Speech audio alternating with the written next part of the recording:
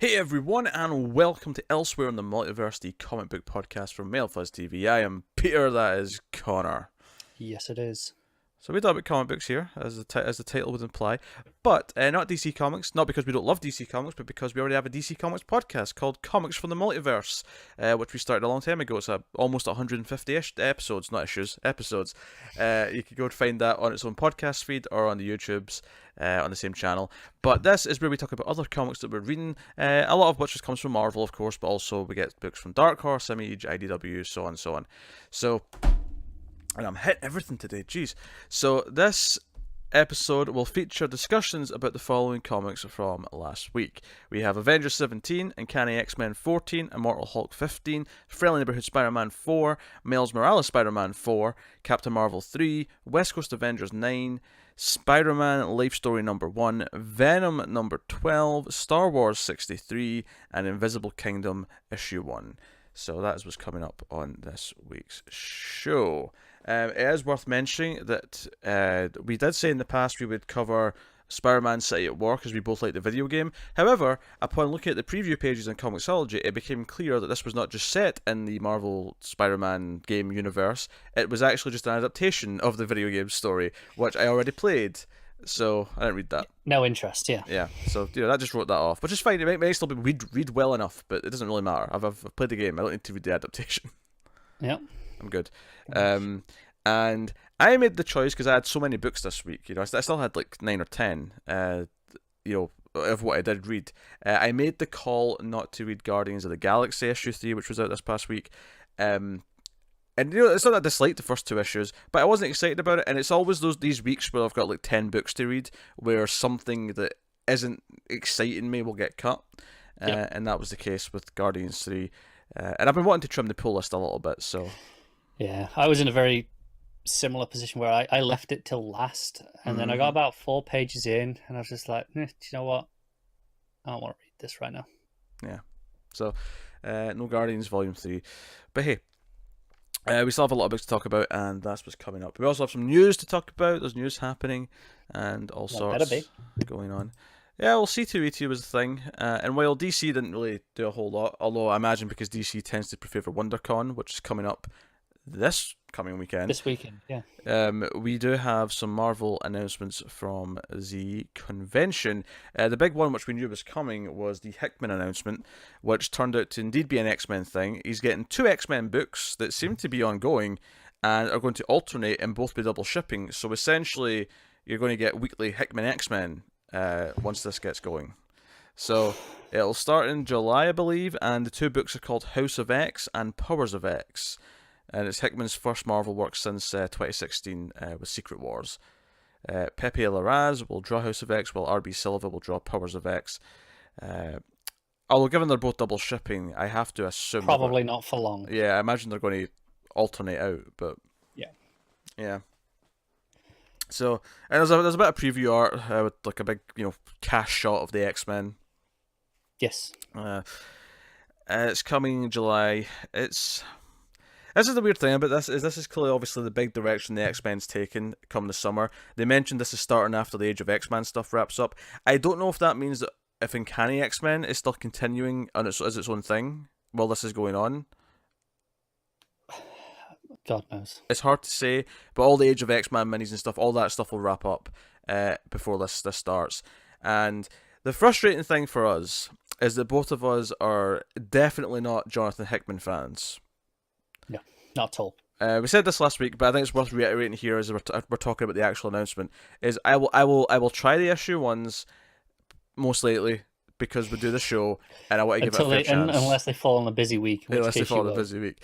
But the chances of us talking about this issue to issue after issue 1 is very close to 0. Like it's we're talking like under 5%. Yeah.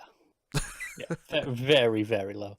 I did laugh at one of the interviews with him, though. I don't know if you read this. He talked about how growing up he was always a DC fan, rather than Marvel, with the caveat that he liked the X-Men. It was the only thing from Marvel he read. And that's the one thing he's not written. And so he said, everything up till now he's done at Marvel has felt like work. He's never really been crazy passionate about it. It's been a job. That sounds great. Yeah, but this one is actually something he wants to do. And I'm like, man, you've just disregarded everything you've ever done at Marvel in like one interview. Yeah, that feels so weird to say. Yeah, like, sure, my Fantastic Four was well liked, but I didn't really like writing it that much. That's a weird thing to say. Yeah, it was a job, not something he cared about doing. Yeah, because I actually read quite a lot of his Avengers run. Because I what year was this? You were reading it on Marvel Unlimited, though, weren't you? Yeah, it was on Unlimited. I didn't buy it all, so I mean, at least I didn't spend that much money on it. But I read like Avengers and New Avengers that he did, and I read all those books up till Infinity, which is the big event, and I read a little bit after Infinity as well. Between the two books and then the event, I probably read something like 60, 70 issues of Hickman Avengers. Maybe a little bit less than that, but you're a braver man than I. At least 50. And it was because I'd heard Infinity was good, so I was and there was definitely issues here or there that I kind of liked, but it wasn't like all terrible all the time. But after I went through Infinity, I was like, I just don't like this guy's writing that much. I feel like I actually wish I just hadn't done it. Like, it was such a chore to get through the whole thing. You were doing it just because people were saying it was good, rather than you were actually enjoying it. And that was a turning point. I think that was probably not that far away from the time that I started like not doing things for that reason. Like, I gave up on Game of Thrones because I hated it, and I was sick of forcing myself through it because people liked it. That was around that same time, I think. So yeah, I get it. I definitely get that position. I'm there myself. Just because someone says it's good doesn't mean you have to enjoy it. It's something as a nerd who I expect myself to be into what most nerds are into, whatever the big thing is. I've come to accept with a little bit of age that no, sometimes I just don't like the thing, and that's okay. Yeah. Well, except when you're wrong. You're not on this one, but some other things.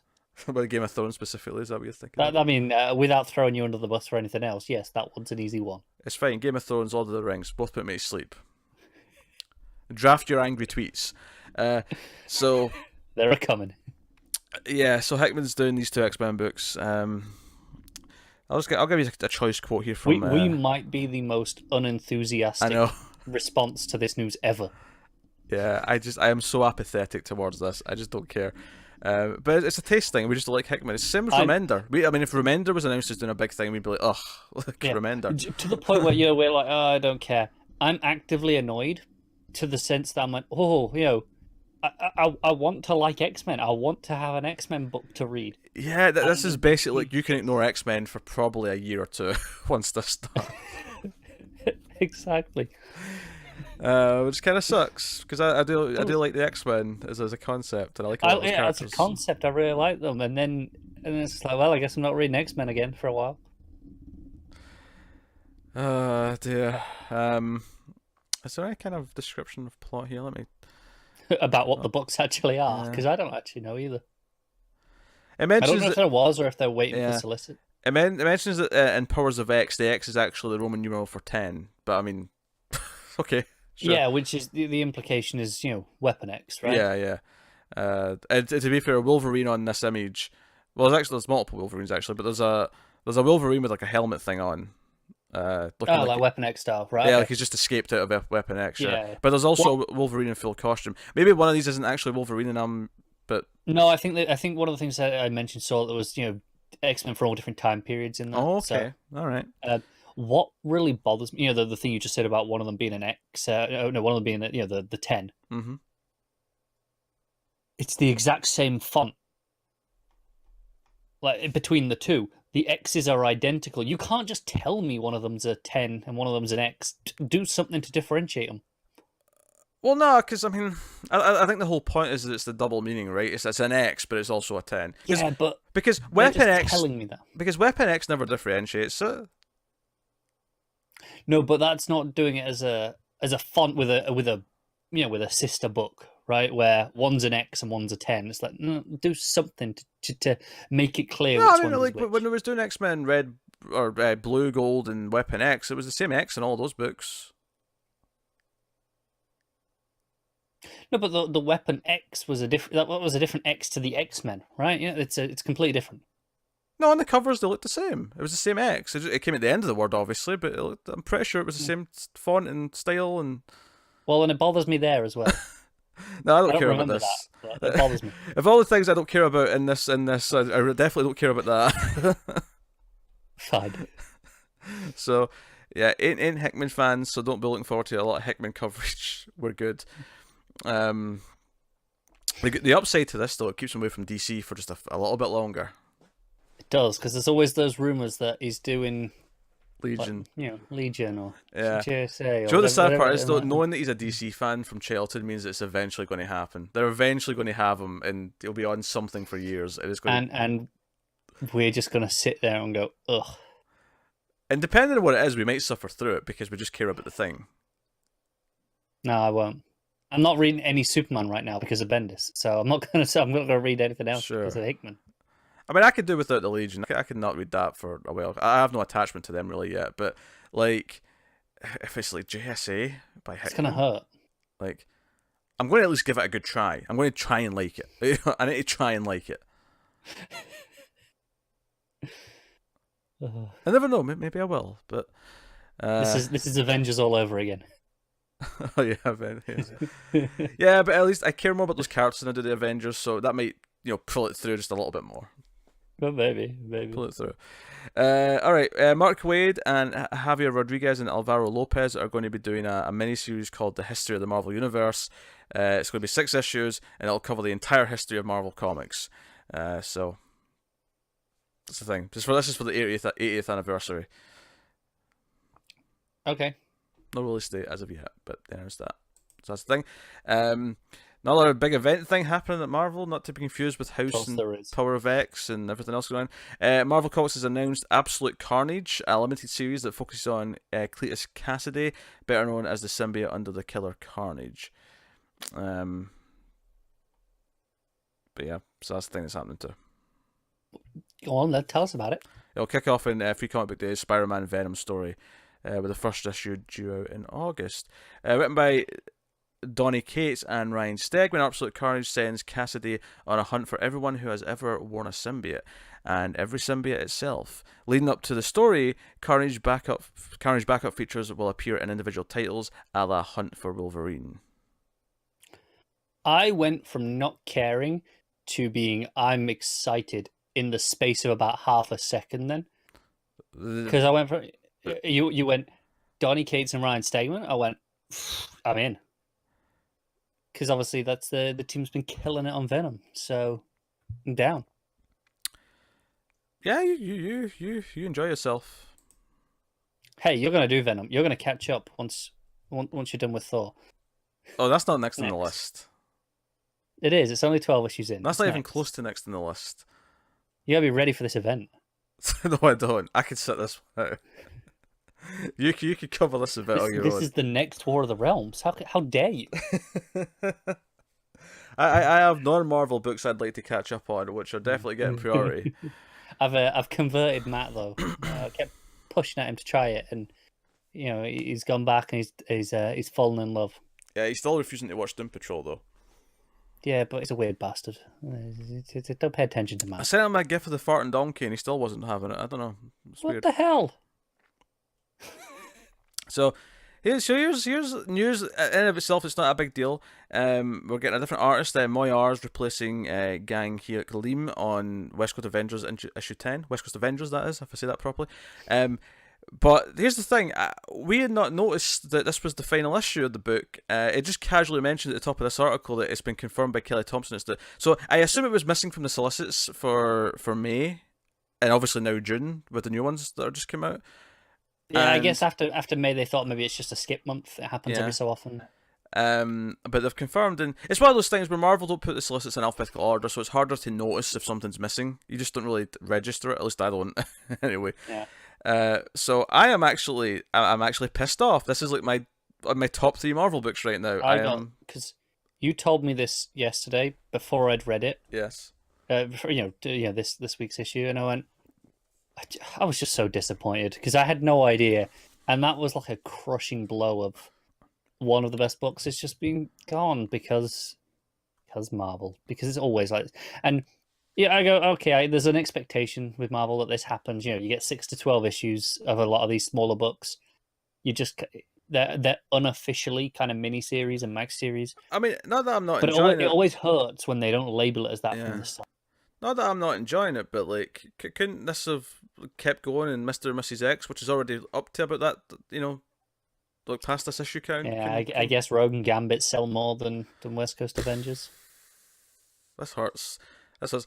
I could totally have went for like an omnibus or two of like adventures with this team. I'm gonna reference something from this new issue, okay. Just in context of hope. There's a inevitable reboot T-shirt, so it's coming. I mean, yeah, if Kelly Thompson gets these characters again in a slightly different form, it's just renamed. I'm sure, thinking in I'll the take same it. lines that we had the Domino book from Gail Simone, and then it got about 10 issues, and then it came back a few months later as this spin-off miniseries. Or even just the way that she did. Kelly Thompson was doing a Hawkeye series with Kate Bishop, and then she got this. It was just kind of a natural follow-up to it in a way. Yes. Yeah. I hope there's a follow-up with Kelly Thompson writing. I do. Ideally, my ideal scenario is we go into Young Avengers, because we've got Kate, we've got America. Let's do it. Yeah, if not that, then just call it West Coast Avengers subtitle, and it's just a mini series. Yeah. Then there's another mini series, and then there's more mini series, and do it that way. Whatever. But Marvel are just upsets me. And final thing, not Marvel. Well, it's as far as we know anyway.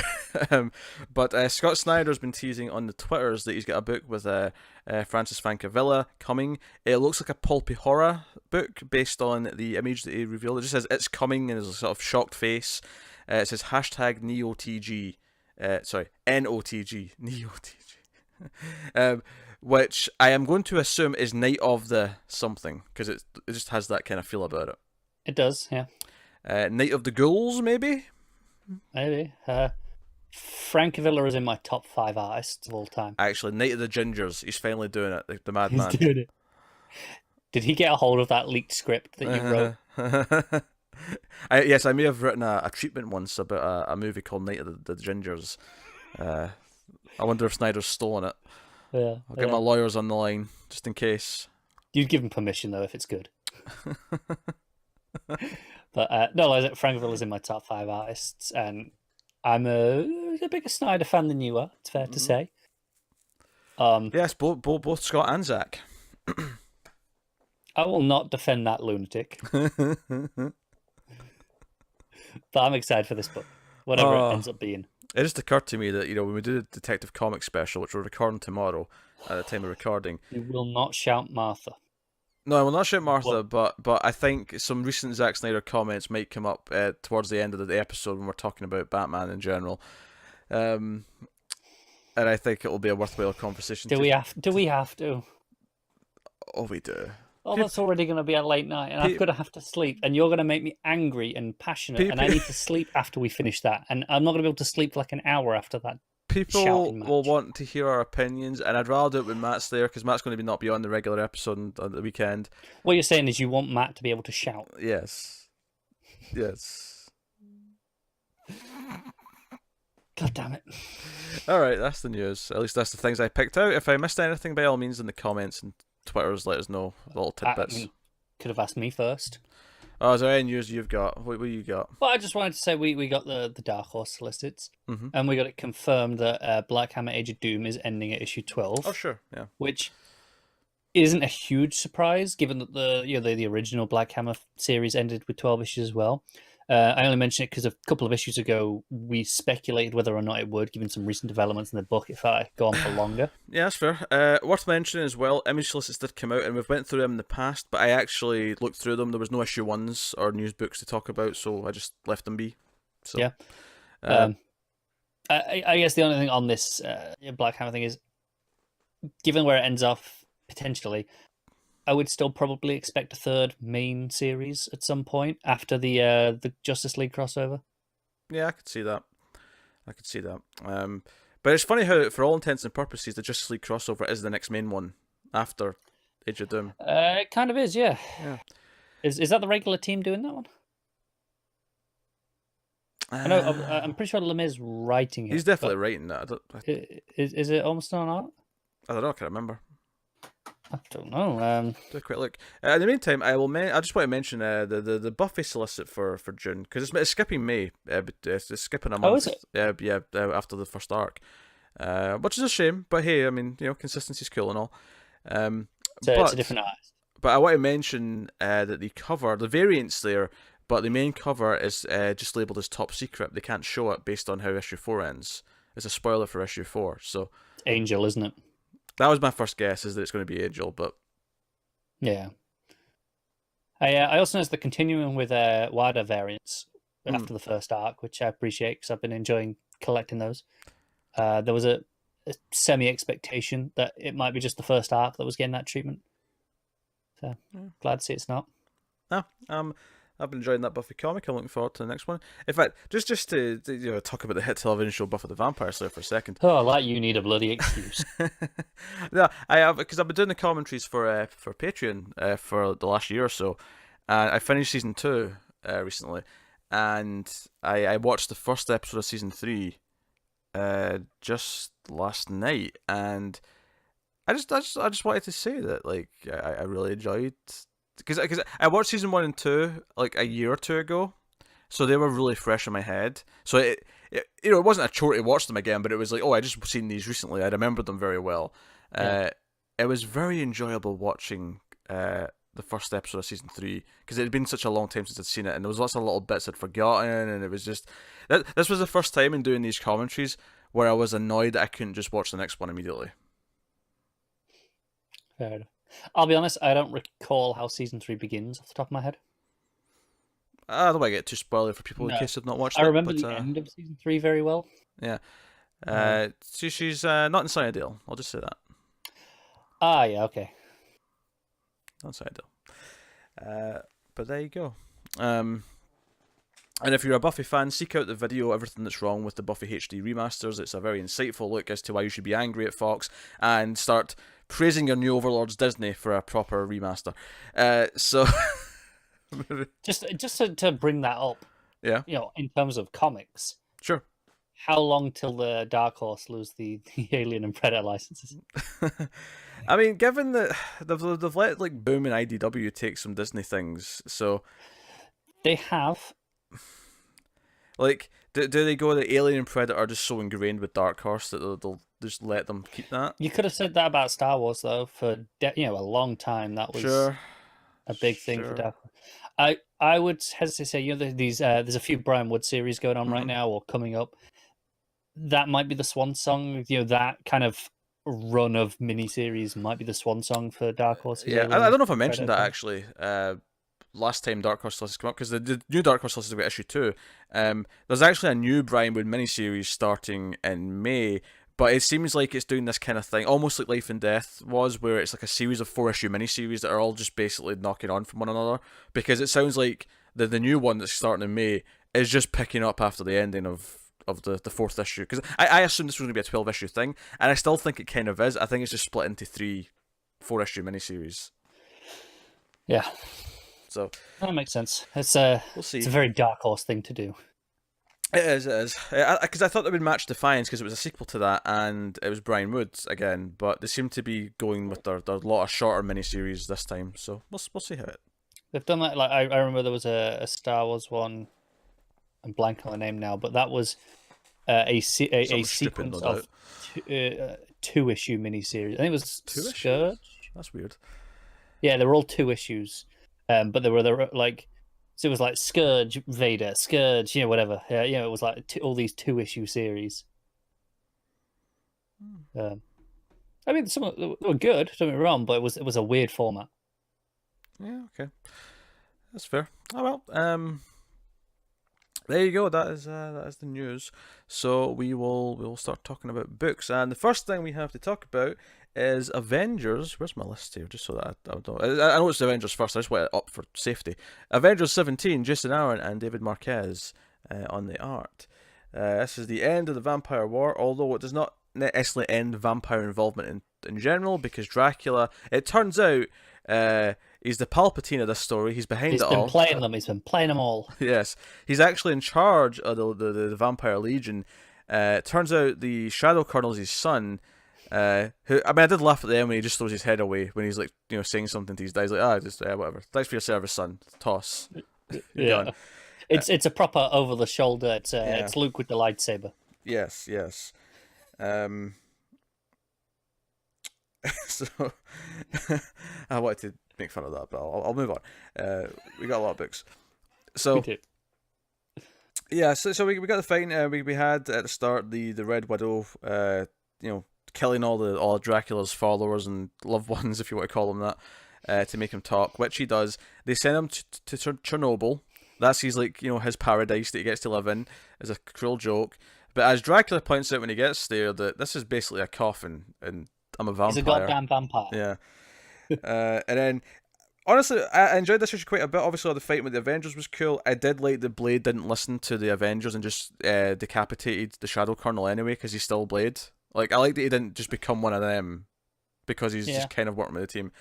My one complaint, though, would be the transition to when it's like, so this prison where Dracula has been turned into vampires, and that's why the Avengers show up. They're fighting all these, and everyone's like, okay, where's the what do you call them, the guard, the Winter Guard, the Russian Avengers, essentially.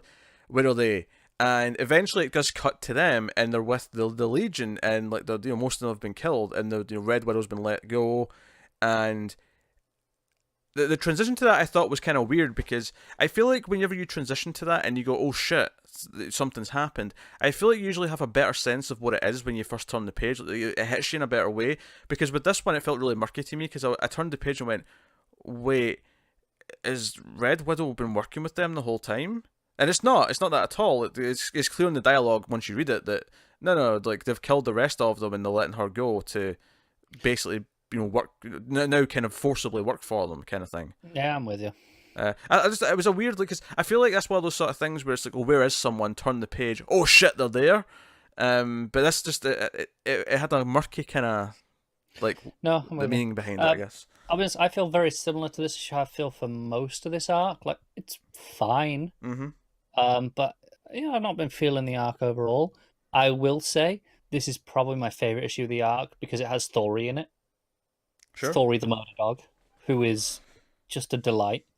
I like Blade having boy thing on his shoulder, and yeah. This has a handful of moments I quite really like. But overall, She-Hulk exploding was fun. Yeah, I did think the art looked a bit weird with She-Hulk. It was the page where they were all running in. It was Avengers Assemble.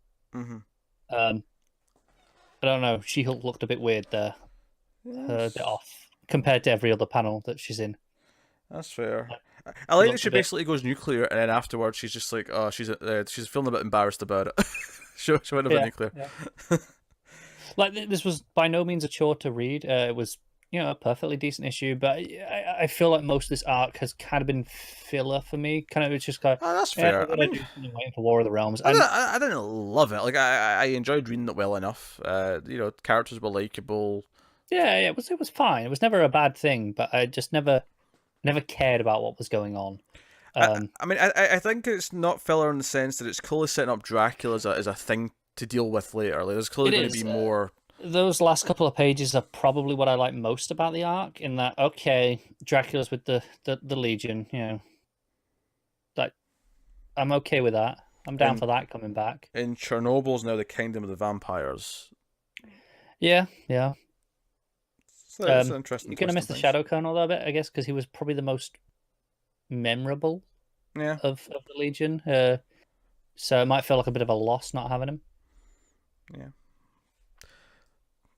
I mean, it's all right. Art was good though, for the most part, barring that one panel that I didn't like.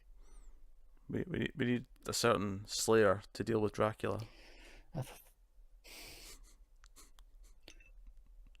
Because as you know, on the hit television show Buffy the Vampire Slayer, she did indeed defeat the Count himself. I mean, spoilers.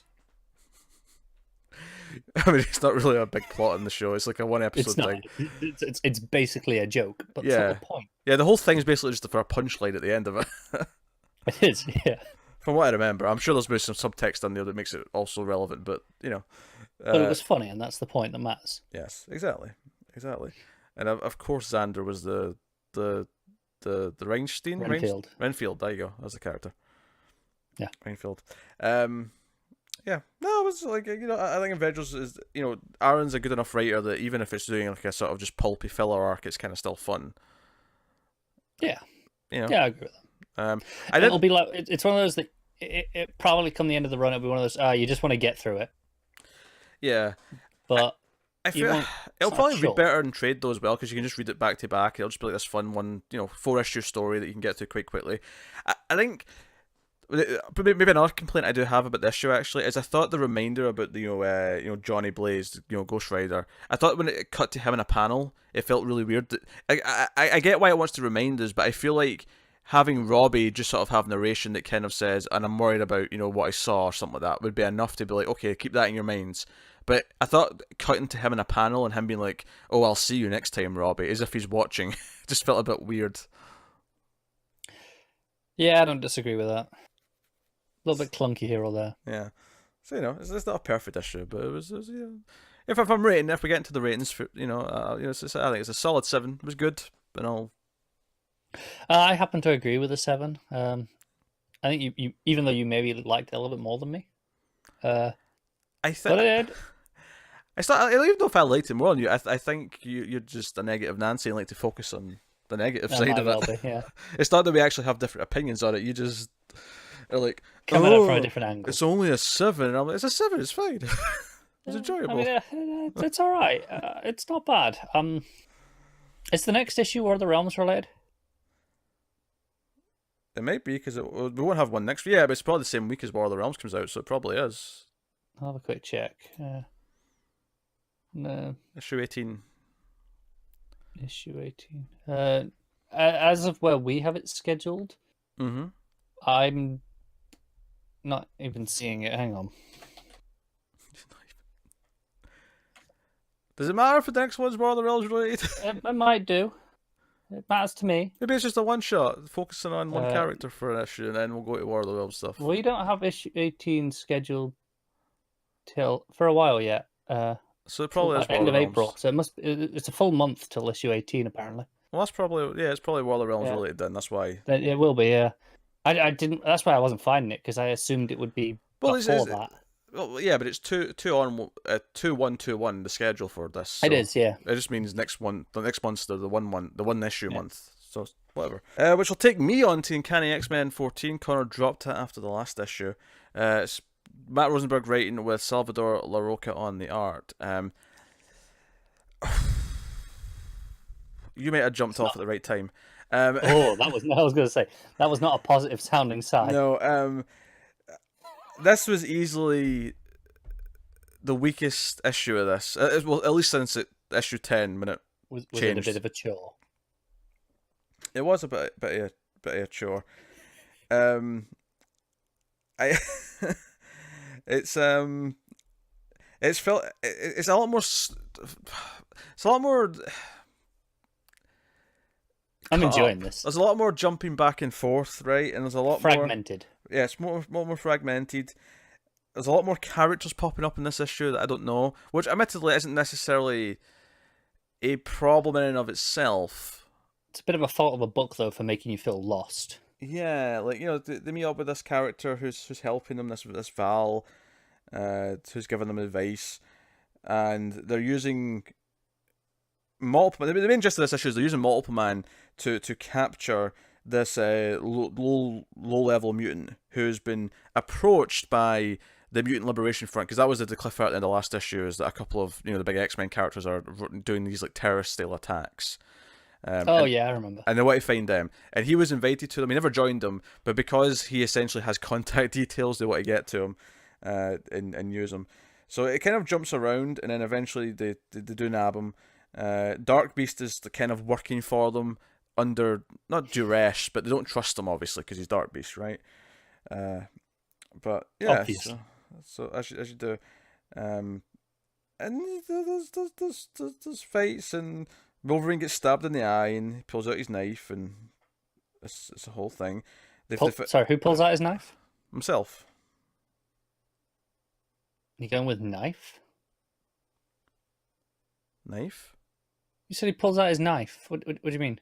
Wolverine? I said he gets stabbed in his eye and then pulls out the knife. I think you said pulled out his knife. Oh, right. That's what left me confused. Sorry. Pulled out his knife. He owns now. He belongs.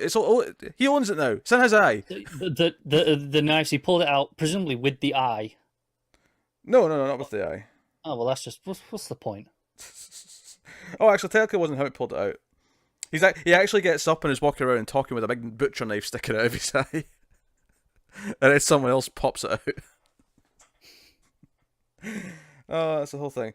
They find a bunch of dead bodies in the sewers. There's all these mutants and so on hiding down below that they have to deal with. And then there's a lot of moving around. I felt like this issue was going all over the place in terms of its pacing. Like I feel like it really needed to slow down and actually let me like take in some of this information a bit, just a bit slower. Let me get used to it and really get a handle on what's going on, because they end up going to a different country and teleporting with magic and fighting a bunch of various things. And it's a bit of a success story. They shut down one of the places that's I forget what it was now. Like, were they making the cure, or were they? When you're struggling to relay, because obviously you do this a lot, relay the plot of an issue. That's kind of what you do on these shows. Yes. And when you're struggling this much, that's not a good sign. I can't remember the last time I heard you struggle with a plot to this extent. They go to Chernia. I've never heard of this place. Why are you asking me? It sounds Russian, but I don't know. So yeah, they go there, and it's a bit of a win. It's basically, okay, we've crossed something off the list. We've dealt with one of the things we wanted to deal with, so they're having a bit of a celebration, and the issue ends with Captain America showing up and saying, "Hey, Scott, we need to talk right now," and that's where the issue ends. And this is the thing, like I don't want to just like be like, "Oh, I'm done with this now" because it's had one bad issue, because like the next one could be good again. Like this could just be a rough issue. But I'm not gonna lie, it's tempting. It's tempting, and a week I've got more books than is comfortable. It's tempting to be like, well, I was annoyed I read this after I read it. It pissed me off. Do you know what would be really weird? If you did drop this? Yes. The only expert getting any representation for the foreseeable future from this show would be Mr. and Mrs. Eggs. The Gambit book. Gambit. How did that happen? How did we end up in a place where it's the Gambit book that gets covered? Well, if they hadn't cancelled X-Men Red, we'd be doing that, but no. Oh, no, I tell a lie. We have X-23. I'm sorry. Oh, of course, yeah, X-23. Yeah. That's in no danger, so, never mind. Well, I mean, it's in danger of Marvel cancelling it suddenly, because everything's in danger of them cancelling it suddenly. I'm actually not sure, because, All New Wolverine did go well. And that went until the writer was done, basically. So I don't think it's in any immediate danger. Yeah. X-Men Red, though, he did clearly imply, and by he, of course, we mean Tom Taylor. I don't know what the hell you did, but I heard that. I don't like it. No, it makes sense you hear it, because I share the screen differently with you now. You do, but I wasn't expecting it. I was like, what the hell's going on? I can hear the Tom Taylor sting. I love that Tom Taylor sting. I love Tom Taylor. Oh, I'm going to give him shit this week. We'll get there. We'll get there. Oh, we'll get there. But Tom Taylor, I have tweeted at him already, because we're having words, mister. Do you know what I love about this? This is not a valid writing complaint at all. This is just something that Carter's pissed off at because of me. Yes, exactly. Yeah, I didn't like this Uncanny X-Men issue at all. Like, I thought it was a short read. I felt like it was jumping around all over the place. Like, it felt like it was like them going through these various seeds to get to this location and solve this problem, which is fine, except that it felt like it did like 2 issues worth in one issue, and I felt like, and maybe it's just because it was a lot of characters I didn't know. Maybe it's because I don't know. I didn't enjoy it at all. How was the art this issue with Larroca? Oh, maybe he's worst. Yeah, to be honest. Oh God. There was a because his faces have been hit and miss, of course, but there was a couple of postures in this that were really bugging me. There was like one of Cyclops just standing, like kind of still, straight, like not in a sort of pose, just kind of arms down by his sides. Okay. And he just looked really weird, like his head was too low down, and I'm not gonna lie. You're not making me regret dropping it whatsoever. I didn't think I would be. Assuming issue 15 is not out in a super busy week, I will read 15 and just see if this is something I feel again next time, because I was enjoying generally what it was doing. And I think what I liked about the last couple of issues is that I thought they kept it relatively simple in building up kind of what they were doing as a team. This issue felt a lot more all over the place to me. but The next issue is out on a not too bad week. It's the first week of War of the Realms, but there's actually not that much out that week. you didn't have to check. I was ready to read it. We can move on. No, just wanted to be fair. Give it its due. This was 4.5. Did not enjoy this. No shit. Did not enjoy this. That will take us on to Immortal Hulk, issue 15. Al Ewing writing with Joe Bennett on the art. And the first half of this was explaining who this character was that showed up that we didn't know. Yeah. Last issue. Hulk's therapist. Which was important. I needed to know it. But it's probably my least favourite part of this whole run so far. In that it just felt like, okay, this is something you have to know. Here's some exposition for 4 pages. Yeah, that's Doc Samson. Who, by the way, everyone in Hulk's life has like died and came back to life like twice at this point. It's borderline comical. Yes. Which, to be fair though, when we catch up to present day and he's back with everyone, and he shows up, you know, in present day with Hulk with the big bullet wound in his head, and they don't find Betty's body. Hulk's like, oh, she's like us, she's fine. like she'll be fine. He's just like, oh, whatever. Don't worry about it. I love just Hulk having this fight with half his head missing. The art is just fantastic for that. Barring Samson's face in 1 or 2 panels, there's one where he's on his knee with his hands holding up. His face looks really rough to me there, but this, you know, it's just one panel.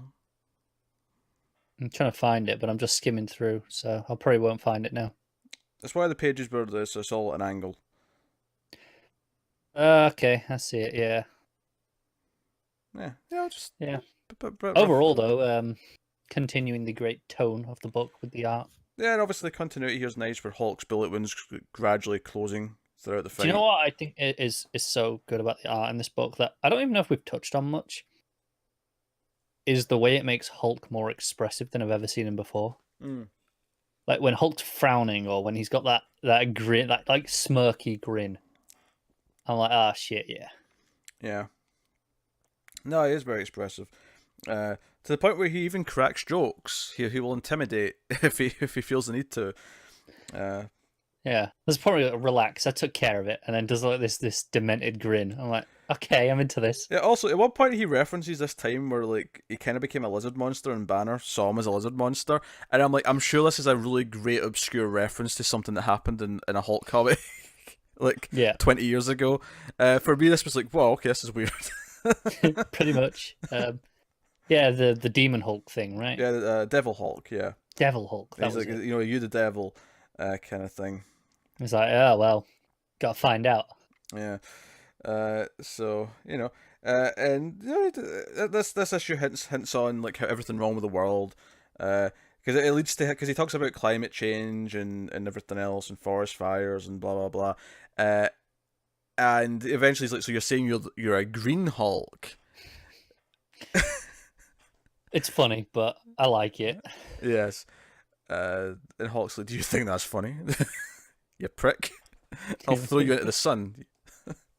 It's basically his attitude. I really like this Hulk's personality. No, Hulk's good. And I love the way his personality comes back over the issue. At the start, he's barely even saying "smash" correctly.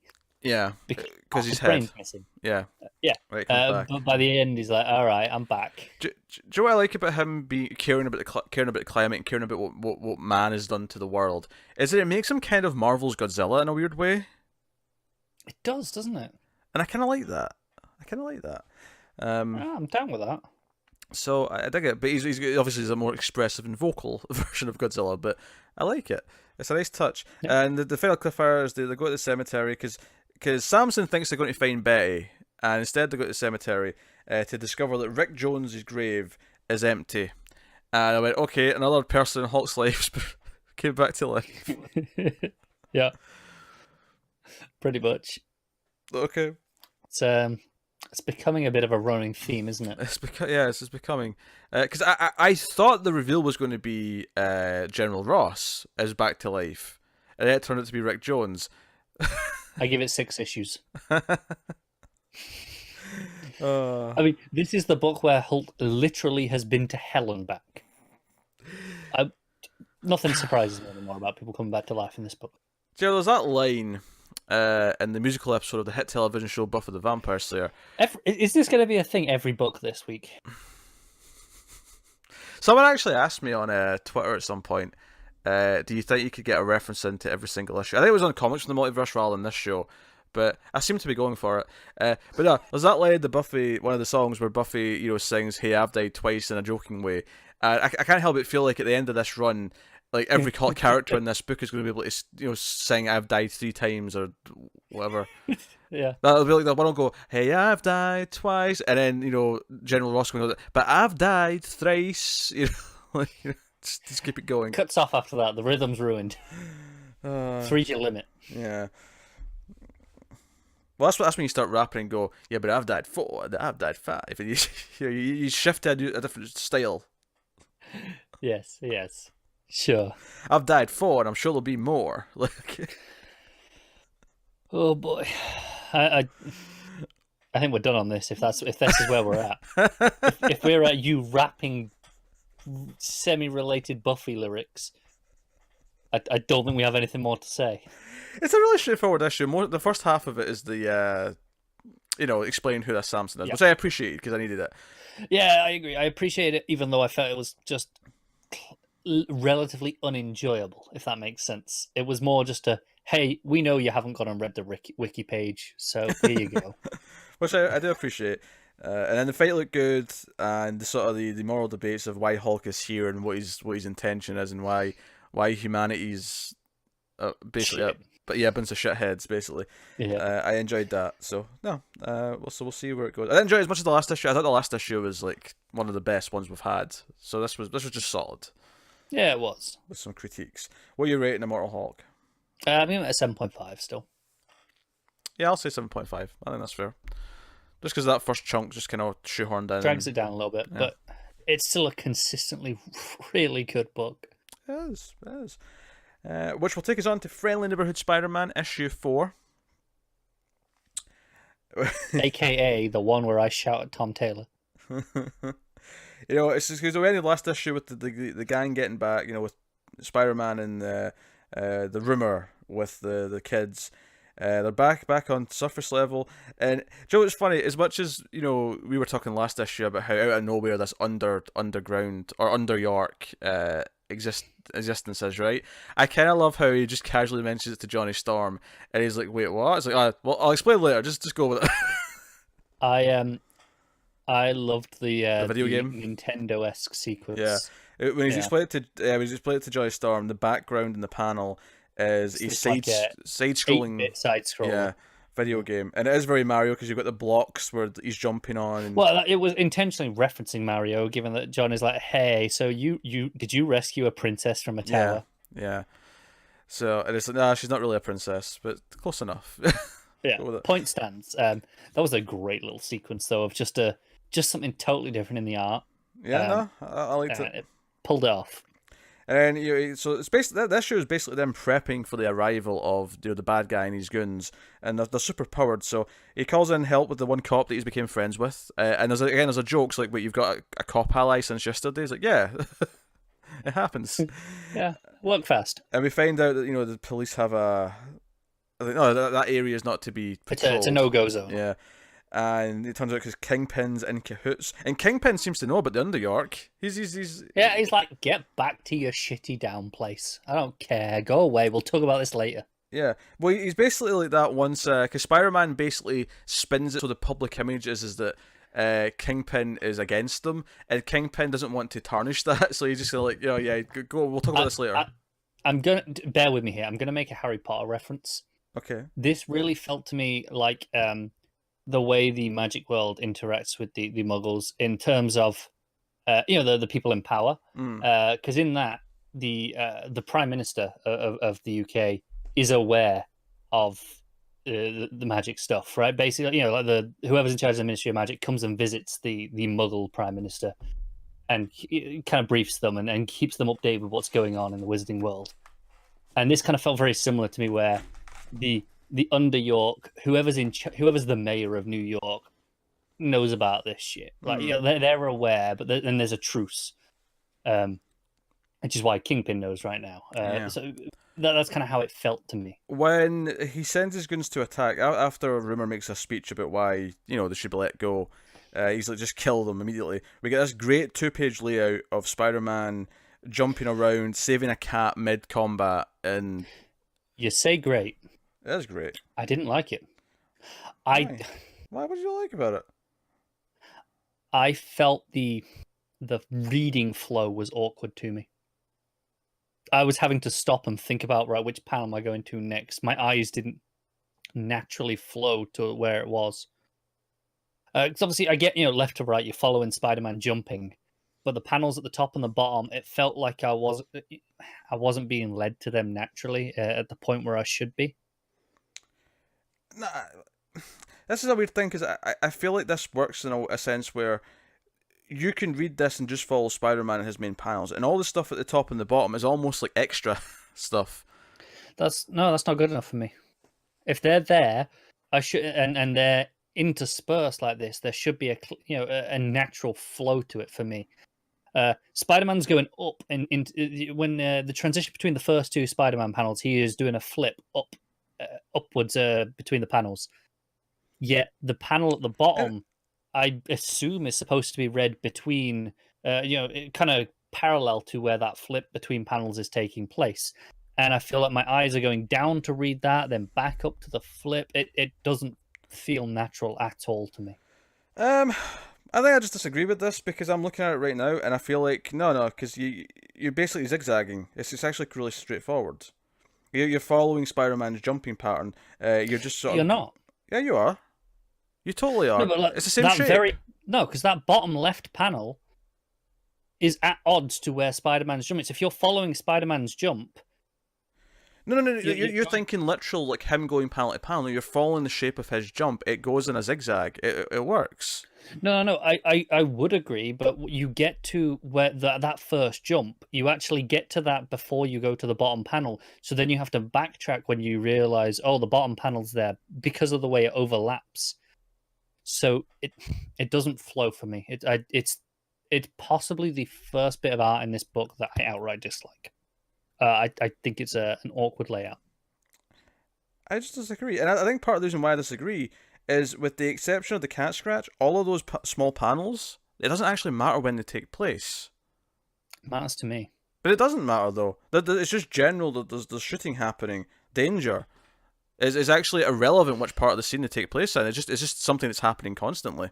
No, I agree with you in theory, but I don't like it when any comic does. I've complained about this before, I'm sure. When any comic does it, when it doesn't make it clear the flow of the reading. The only one that matters is the cat scratching him because of where it happens in relation to Spider-Man, and that is the one that very naturally flows up from where he is, because he's sort of. Oh, it does. That's the only one I agree is clear, even though it's awkward because my eyes are going up from Spider-Man's jump. He's in midair, going upwards. So I'm going up to that panel before I'm going to Spider-Man's landing. The positioning feels off to me, personally. All right. I just I really dislike this spread, which is frustrating. That's fine. You can be the degrader. That's fine.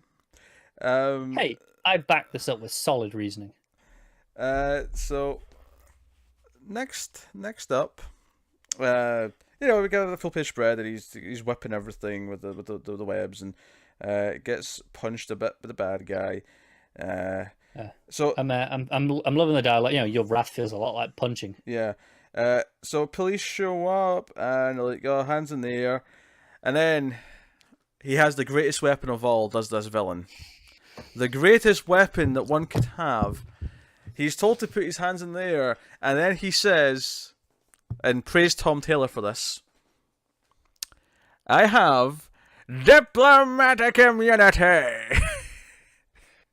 Do you know what's so funny to me is that I have made that such a thing now that when I read that in a comic or hear it in a TV show, I burst out laughing when it's used. This, to anyone who only listens to our comics shows, this might not mean anything to you, but the hit television show means something to you because you're here. If you've listened to more than 2 of episodes, you know that that's a thing that Pete insists on saying at least once a show.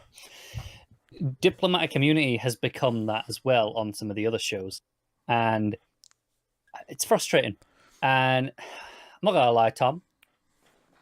What are you playing at? Yes, Yeah, I tweeted at you. I know you're listening. I tweeted at you. because Tom intentionally. Why are you giving him license to do this? Yes, because Tom Taylor intentionally put this line in to please me. I'm starting to suspect he might have. I think he was such a fan of the button with the little sting that we've got for him. They went, "Do you know what? I'm going to throw him a bone," and I don't appreciate it. Well, if next issue someone brings up the hit television show Buffy the Vampire Slayer in that phrasing, then I'll give it to you. But right now, I think this is just a happy coincidence. It might be, but hey, Star Trek Still Discovery happy gave me a diplomatic community like 2 weeks ago as well. This has been a nice little run for me in terms of diplomatic immunities. God, I laughed out loud though. It was great. I got to that and I stopped reading the comic mid-issue. You know, this is, I mean, you know, what, 3/4 through the issue? I put it down and tweeted at Tom Taylor going, "What the hell are you playing at?" before I went and finished the issue. That's how annoyed I was. Yeah. And the poor bastard has no idea what you're talking about. He doesn't. He's not got a clue. He's off in a cabin in the woods writing something creepy. That's a great thing. If you've not been following that, go and check out his thread. Has a journal that will find upon his death. Yeah, it's great. After a ghost has killed him. He's got no clue about this. And my tweet to him, if he even read it, made no sense whatsoever. But I just had to get it off my chest. So the American flag comes in behind Spider-Man as he kind of like manipulates Kingpin by, you know, getting everyone in the street to like thank him for coming in to protect the city.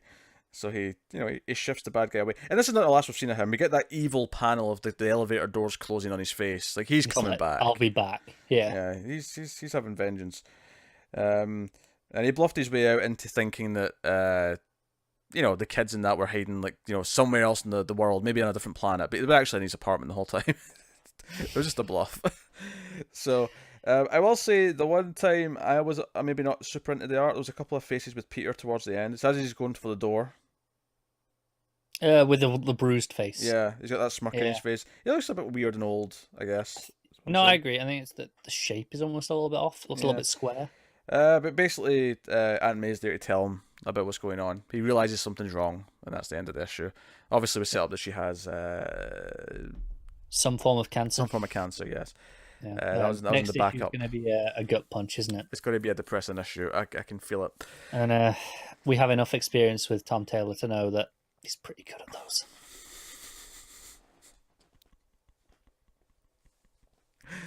Oh dear, Peter, I'm dying. Just like that character on the hit television show Buffy the Vampires.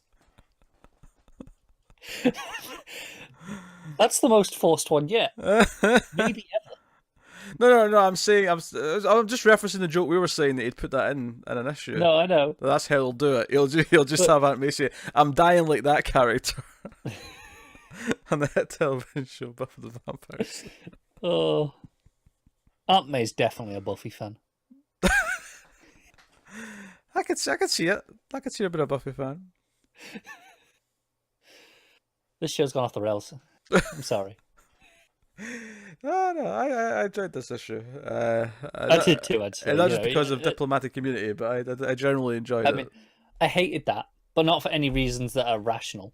And I genuinely disliked the double page spread, but I liked everything else. So overall, I still really liked it. Diplomatic immunity, which is going to be the title of this episode, and you know that's going to be true. So. I knew you were going. As soon as I got that, I was like, "Damn it, he's got a title." Yeah. So let's move on then. To... No. Oh. I'm gonna rate it. Oh, ratings. Yes. What are you rating it? 8. It's knocked down because of that page. I'll give it. I'll give it an 8 as well. I don't want to go any higher than that, but it's great. I enjoyed it a lot. Next up is Miles Morales Spider-Man issue 4, Spidey Double. There's actually a third Spider book, but it's kind of a separate out of continuity thing, or maybe out of continuity is not the right phrase, but that's coming later. So we got Miles Morales Spider-Man issue 1, issue 4 rather, by No, it's not. Saladin Ahmed and Javier Garron on the art. And this is basically Ferris Bueller's Day Off, but Miles Morales and his buddies. It is. For the episode. We even have the comical teacher who's determined to prove, the vice principal who's determined to prove that he's skipping out on class. He's basically become his J. Jonah Jameson. But I laugh so hard that when J. Jonah Jameson's brought up and Spider-Man's brought up, he turns out to be like this huge Spider-Man fan. And he's like so pro Spider-Man, but he's anti-Miles Morales, which really made me laugh because it made it kind of the opposite of J. Jonah Jameson. It did a similar thing to how in Friendly Neighborhood, that American flag came in. Yeah. This did with the stars coming in behind him. Yes, now Spider-Man's a true hero of the country. Very similar effect that you can visualize the cutaway on the TV. Yeah, absolutely. Just right from the first page when he's like talking to the teacher, he's like, "I think I know what Miles Morales is up to," and you're like, "Oh, where's he going with this?" And he just yells out, "That's just over the top," the big action, like jaggy lines behind him. He's skipping school, and I'm going to prove it. I'm like, this is going to be a fun issue. It's hijinks, and it's them sneaking off to this museum because Big E's like original lyrics, his notes are like on display at a museum, so they're skipping out on the last day of this exhibit so they can go see it. Genki's actually sick, so he's staying back, but he's going with a girlfriend. There's some near kisses. She's having more hints that he's actually Spider-Man because things keep happening and Spider-Man keeps showing up to save the day. And she definitely knows. And conveniently, every single time, Miles is separated from the group. Well, it's he's I'm on another train car in the subway because of things going on or whatever. This was a delightful. I don't know if you liked it, but this was a delightful issue, I thought. Yeah, it was not bad. I was into it. Yeah. I have a question. You've obviously read more Miles than I have. Based off things like I always got the impression that he wasn't from an incredibly well-off family. They were kind of on the lower end, and he got into these schools based on merit. Yes. Okay, so assuming that is true, like I had assumed, it felt really weird to me. He was using AirPods. I'm like, who's buying AirPods and affording them? Like, they're not cheap. I mean, people have. That's not that weird to me. Like, I feel like even today, I rarely see AirPods, and in my experience, this is one of your weird Connor complaints. That's all this is. This is one of your. I'm never going to dignify this with a proper answer. This is one of your weird Connor complaints. He's supposed to not be rich, therefore he shouldn't have it. Tons of people who aren't rich still buy tech. That's like one of the things that's been like. There's people who are like solo income, but they're still there day one for like the new iPhone. That's still a thing that happens because that's what they prioritized. I'm not saying that's what Miles has done here. I was saying, like, I mean, maybe it just felt weird to me personally. But fine, we'll move on. I didn't even notice. It didn't even occur to me. I didn't even think about it. This is like the Betty had to go in another room to answer a phone in 2019 argument. Like, doesn't matter. Doesn't care. It's just such a minor detail. Don't give me this shit. Don't give me your shit. Don't give me your shitty complaints that are pointless. My complaints are perfectly valid, and the audience demands that I share them. Oh, I want a poll. Right, I want a poll about your stupid complaints. Do you want me to tell you my favourite thing about this issue? Go on. We got a knockoff Cold Snap. Because that's all this guy is doing. We did get a knockoff. Shit Cold Snap. Was it Pharaoh? Something, Frost Pharaoh. Frost Pharaoh, that was it. He's shitty Cold Snap. I didn't even know that was possible. We have a lower tier of shitty cold villain. Do you know what I love is that he's cold, but also Egyptian based. Like, there's so much going on here. It's brilliant. But he's also a blonde white dude, as Miles points out, which is not very accurate to ancient Egypt, as one would This is note. It's brilliant because we have an affection for shitty cold villains, don't we? Let's be honest. So I was into this. Oh dear, I liked the art a lot. It was very expressive, especially with the teacher who was chasing after him. Like you say with that panel where the stars come in behind him. The very next panel, it's like he's head's raised, he's smiling, and the next panel it's all black background, and he's like got his finger pointing, and he's like looking down and growling as he talks about Miles. Yeah, I can see this on TV, like on a TV show. Yeah, it was very funny. My ongoing complaint of the eyes on the mask looking a bit off in some panels continues. It's not consistent, it's not all the time, but every so often I just look at it and go, it doesn't feel natural. It doesn't feel like they sit on the mask. Yeah, this was a great one-shot issue because it got to the end and it's like, he'd kissed the girl a couple of times, kissed Barbara, and then the joke at the end is that he actually got sick, by going out and doing all this. So this was his comeuppance for skipping school. Yeah. So it was a fun one and done. I mean, it advanced the character stuff between him and his girlfriend, which was nice. But I like these slice of life issues where they just have fun with it because it's like, okay, I like his supporting cast a little bit more now. I had fun with him. I like this teacher now. I hope he's a recurring thing. I like the other teacher who came and dragged him away. It's like, what are you doing here? The dean. I'm sure it's the dean who comes and sees his boss. The dean? Yeah. Yeah. He drags him away to the meeting. It's like, do you even like kids? And he's like, teenagers these days, everyone likes them. Someone's got to give them direction. Someone has to teach on purpose. I'm like, okay, I'm into this guy. No, I love this a lot. This is probably my favorite issue of this book so far. Because it's worth noting, obviously, my fear going into this issue was that the stuff with Rhino had been my favorite in this series. So I was worried how it would fare without Rhino. I like this issue though, so I mean, a little bit more hopeful. Thanks to look it up. That's good. What are you rating the book? I'm going to give it a 7.5. I am going to go with an 8.5. Maybe I've just an affinity for the characters a bit more than you do so far, but I thought it was a blast. 7.5 is still a good score. It's a good issue. It was delightful. It was one of the most fun times I had this week. So there you go, Miles. Moving on then to Captain Marvel issue 3. Kelly Thompson writing and Carmen Carnero on the art. We're still inside this bubble. Time's moving faster. It's kind of the post-apocalyptic. Yep. All the ladies are banding together, trying to save all the kidnapped men. We have Nuclear Man, not to be confused with Superman 4: The Quest for Peace, who's this misogynist supervillain who's trying to marry Carol because at least his son, who it turns out to be, thinks that he wants her to bear his children because he thinks that she'll give him powerful. Because she's powerful, yeah. And I loved. I don't know if she said it, or if it was a narration box, but she just sort of went hell no as soon as he said. It was a narration box. She goes, "Oh hell no." So that cracked me up. So it's no secret that we're fans of Kelly Thompson on this show. We are, aren't we? Yeah. Nothing wrong about Kelly Thompson. We ended the last issue with She-Hulk falling out the sky, so we get a couple of pages of her diving in to save her, as you do. And it does that thing that it never usually addresses. You got to match the speed, right? That's true. It does address that. To the point where it actually felt jarring that someone was addressing it, because I'm just used to comics just swoop in and save them. I don't care. Well, I always just like to think that Superman always thinks about that. We just don't have to hear about it every single time he's swooping in. Like he's a veteran. He knows what he's doing. That's fine. Yeah. It's fine.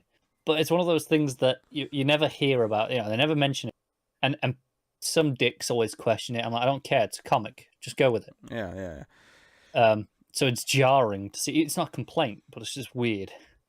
So they don't really want to trust him, but they can't really let him go back because it would be like weird. And even if he doesn't want to give up information about them, he has information about them, and they could get it out of him. So it's like, okay, we're just gonna have to keep an eye on him. Yada yada yada. And he seems like he's trying to be genuine. Yeah, definitely. But it's what it is. So this is the montage issue where we go from like her looking like Captain Marvel to having the more Mad Max looking outfit, and there's a double page layout in the middle, which is shaped like the window of the cockpit of a jet, essentially. Because is that what that's meant to be? I think so. That's what the shape reminds me of. I can see it now you've said it. Yeah. I never quite got that that's what it was doing. Because we know they're building jets, because she's like getting engineers together to build weapons and stuff like that and flyers. Yeah, I don't dispute this. Yeah. I never quite got that's what it was meant to be. Like it was always a fine page. It's just a slightly different layout. To do the curved with the circles. I've seen it done before. Yeah. I didn't get that that's what it was meant to be, but all right. Yeah, she's got all her inspirational narration, and then she's full Mad Max mode. The classic hero pose at the bottom of that page. The middle bottom panel. Oh yeah, looking up at the plane. Yeah. Yeah. She literally flighted the Phoenixes. She gets them to build planes, so they've got an air force. Yeah, pretty much. Oh dear. Hazmat comes out like Batman, and they're like, "What the hell? Like, who were you?" Yeah, it's what you told me to tell him. To be his shadow. I'm being his shadow. God damn it, you're good. You're better than this. Actually, one of my favorite things is when she's complaining that because Hulk still has a second girl named Jen, it's like, oh, I wonder which one I'll have to take a nickname because they won't get confused, even though I was here first. Will it be C-Lister me or will it be She-Hulk? Yeah. And She-Hulk said, I can hear you, by the way. This is just good. I think Echo dropping in was my favorite moment in the issue. Yeah. Oh, it was Echo dropping in, not Hazmat, yeah. Yeah.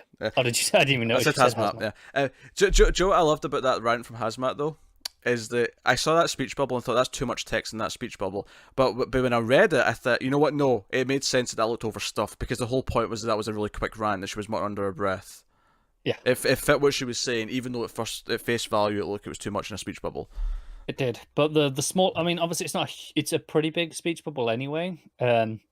And then the smaller than average font size, because obviously it's under your breast, it's quieter, so smaller. Solid lettering work there.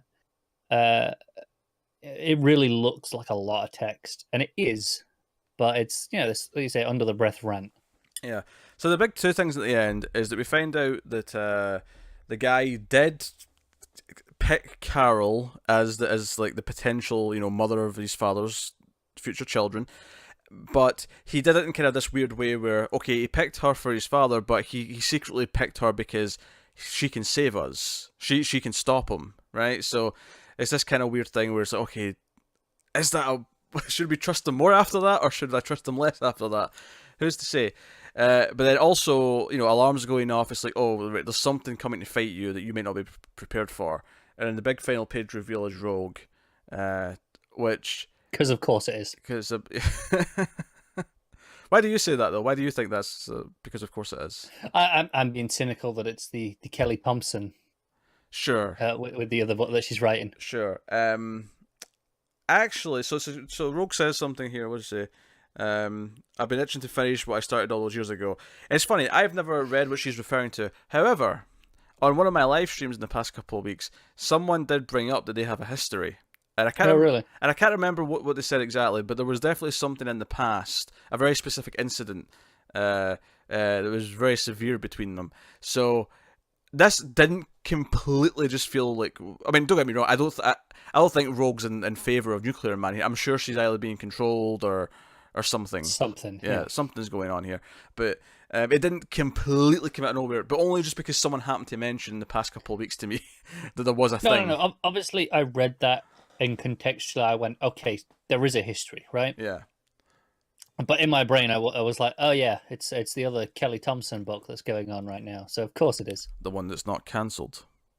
Yeah. Don't go there. Don't remind me. Bastards. Still enjoying this book though. This was yeah, it's real solid. Yeah, I probably just as much as issue 2. So Yeah. Can't complain. Art's good. I like the change in colouring, especially when it got to that 2-page layout, and it felt like dawn or dusk. It was all the orange as they were building. For the lighting. Yeah. But inside it felt much cooler, and then nighttime felt different when they were out fighting, and it's all the dark tunnels at the end. So there was nice differences in just the feels of each scene. Yeah, I'm inclined to say dusk for those outdoor scenes. Sure. It feels like the sun's setting to me. But it's the dawn of a new army. I don't know. No, it is. I agree. Maybe it's a bit of both. I don't know. As a montage. Yeah, exactly. That's what I mean. Theoretically, it's taking place over multiple days because they're not building jets in one day. Because that top panel, I'm looking at it now, definitely looks like setting to me. But the bottom 2 rungs, a little bit brighter. So I would say maybe they're dawn. They're working all night, and then... Yeah. It was Dawn at the end. Yeah, maybe, I don't know. But no, that's super fun. Digging the Mad Max sort of designs of everyone. And it's doing a neat job, like, I think since issue 1 I've been, Hazmat's been growing on me, and I think this issue did a little bit just to make me like her. Same with Echo, with the shadow thing, and all that. Yeah. Issue 1 is definitely my least favorite. I think it's gotten better each issue. That's fine. I mean, maybe this is kind of on par with 2, but I just like the characters a little bit more. Yeah, that's fair. So no, building that supporting cast, and hopefully having the movie crossing 1 billion means this series is safe for a while. But doesn't always translate. Doesn't always translate. But you would hope that the movie hitting 1 billion means that this will at least get a good 20+ issue run. To be fair, Carol's had a book consistently for years. True. I wouldn't expect this to be going anywhere anytime soon. It was going for a little bit before that miniseries. Not that long though. It had a good run before. It did, but it was gone for a little while, right? Yeah. But what I mean to say is, it hasn't been like, oh, we'll give it 6 issues here and then we'll take a break. Sure. It was like, no, you get a solid run. But no, it's good. It's good. So, what are you giving Captain Marvel issue 3? It was 7.5. I'll give it the 8. I'm digging it. 8 out of 10. So we'll move on to the other Kelly Thompson book we've got, with art by Gan Hyuk Lee, and this is West Coast Avengers issue 9, which apparently is the penultimate issue. And that's the hurtful thing, is that this feels like the penultimate issue in this arc. It does not feel like the penultimate issue of the ongoing series. It does, yeah. So can we start? I alluded to earlier, but Quentin's shirts. So obviously he starts with a West Coast, Best Coast shirt going on. And after a while, they're like, he changed his shirt, and they address it. They're like, "Hey, did you just change shirt?" And it just says, "I'm ready for the reboot." Yeah. I'm like, "Yeah, Kelly Thompson's got something coming." Yeah, there may be something cooking. There may be nothing to worry about. It's just not been announced yet, whatever it is. So we've got like the team who are infiltrating the vampire lair are all hung upside down, and we have some jokes about how Clint was caught because the real Wonder Man was on TV and. He was like, "Yeah, I give up." Yeah, just their bickering is so good. Science monkeys. Yeah, science monkeys. Yes. Obviously, Quentin, threatened to kill them if they ever show footage of him with Jeff the Land Shark on his lap. Also delightful. And I like the genuine kind of like stakes here, where it's like, oh, these guys are really bad because America is like a damsel in distress right now, and I've never seen her look that weak. So. This is serious. Yeah. Whatever's going on, like they did a number on her. Things in the shit. Yeah, and then we get this new sort of bit of mythology here, where Fusey's sister. Turns out that her mother was from Wakanda, and that she has like this artifact that once she fuses with, she kind of becomes this badass warrior person. Yeah. So obviously, Fuse wears the vibranium. Is it earrings he wears? Yeah. I think it is. Because it lets him always have access to that metal to transform into. Hers seems to be a little bit more permanent. Yeah. And she makes this choice to help like Gwenpool and Quentin save everyone by putting on this. Because she's like, I'm coming with you. And Gwenpool's like, no, you can't. Like, you get hurt. And she's like, nah, trust me. And she explains what the ring is and then puts it on. It's... One of the things that was really weird to me, you're gonna think this is petty complaints. Is obviously she's wearing clothes and she's got boots on, and then she puts the ring on, and it takes over her, and then she's just barefoot. Like the shape, it goes up to the vibrant. It goes up to where her boots were. The shape's still there around the calves, but her toes are there. I was like, what's going on? This is weird. When it popped in, the boots exploded. Fine. Because there was too much stuff inside it, so they made them expand outwards, and they just snapped. Then that's what happened to all of her clothes. Then why did the boot? Why do her feet go up to the boot line and the shape of where the boots were, and then has a gap of her? Is that the shape of her boots? So. Yeah, they've got that that V shape at the top. No, they don't. You do. You can see on the previous panel. Previous panel? What are you talking about? She's got like low boots on, like low. She didn't wear anything like that at all. She's wearing boots, and then it goes into like fishnets on the previous panel. You can see it. That's a shadow. That's not boots going up that high, you tit. Go back for a few pages back when Gwenpool first comes in. You see a full body shot of her. She's wearing like. In that case, I am complaining about that panel because that looks very clearly like boots. No, it doesn't. I disagree with this. That's just a shadow. Look, go back and look at where you first see her full body. I went back. Fine. She's wearing some other things, but those look like boots on that panel. She's wearing like, I mean, they are boots, but they're like, like Doc Martin kind of boots. Yeah. So, yeah, this is you being weird again. This is just. That look like boots in that shadow panel. Just did. Shadow. So yeah, they're all geared to go. He's got his new shirt on. You're right. I'm ready for the reboot, and maybe that is just a clear hint that something's happening. So they find. I think to the point where they actually draw attention to it in the dialogue. And hey, did you change it? In case you didn't notice, it's yeah. Sure, and then you go and read it. Because obviously that's what you do if you see that dialogue, you inherently go and go, oh, what did it change to? So the rescue squad find Kate's mother. Meanwhile, Fuse and Nova have been trapped together, and they end up having to work together to get out. And they all kind of run to each other, and then meanwhile, Kate and everyone else is fighting where America is. And then the big twist, when everyone finally gets together at the end, is that Kate's mother is a vampire and sucks the life out of America herself. Like, she wanted America's energy for herself, and that's a big cliffhanger. Yeah, I love Kate's reaction behind her as this is happening. That shocked face. Do you know what I like about this scene? I like that they're all dressed in those white shirts. They're all like dressed in this really crappy casual wear for the fight. It gives it this different feel, because I feel like they don't usually succeed in doing this but making it enjoyable that they're not in their costumes. But I feel like here it kind of worked, and I kind of. We're all in like this just really simple like matching outfits. I don't know. Yeah, it worked for me. But yeah, so this is a fun twist, and the banter, because at one point Nova is basically like asking for advice on how to get Kate back, and naturally Fuse is like, not going to help you there. Yep. So dialogue's on top form as always with these characters from Kelly. So yeah. Do you know what? I'm looking at the tweets page at the back now. Obviously, they don't actually answer any of them, but the very first one they show is Kate going to call in the rest of the Young Avengers to help her at some point? And, I speculated earlier maybe the next series West Coast Young Avengers. We go to do Young Avengers because Nova was in there as well along with America.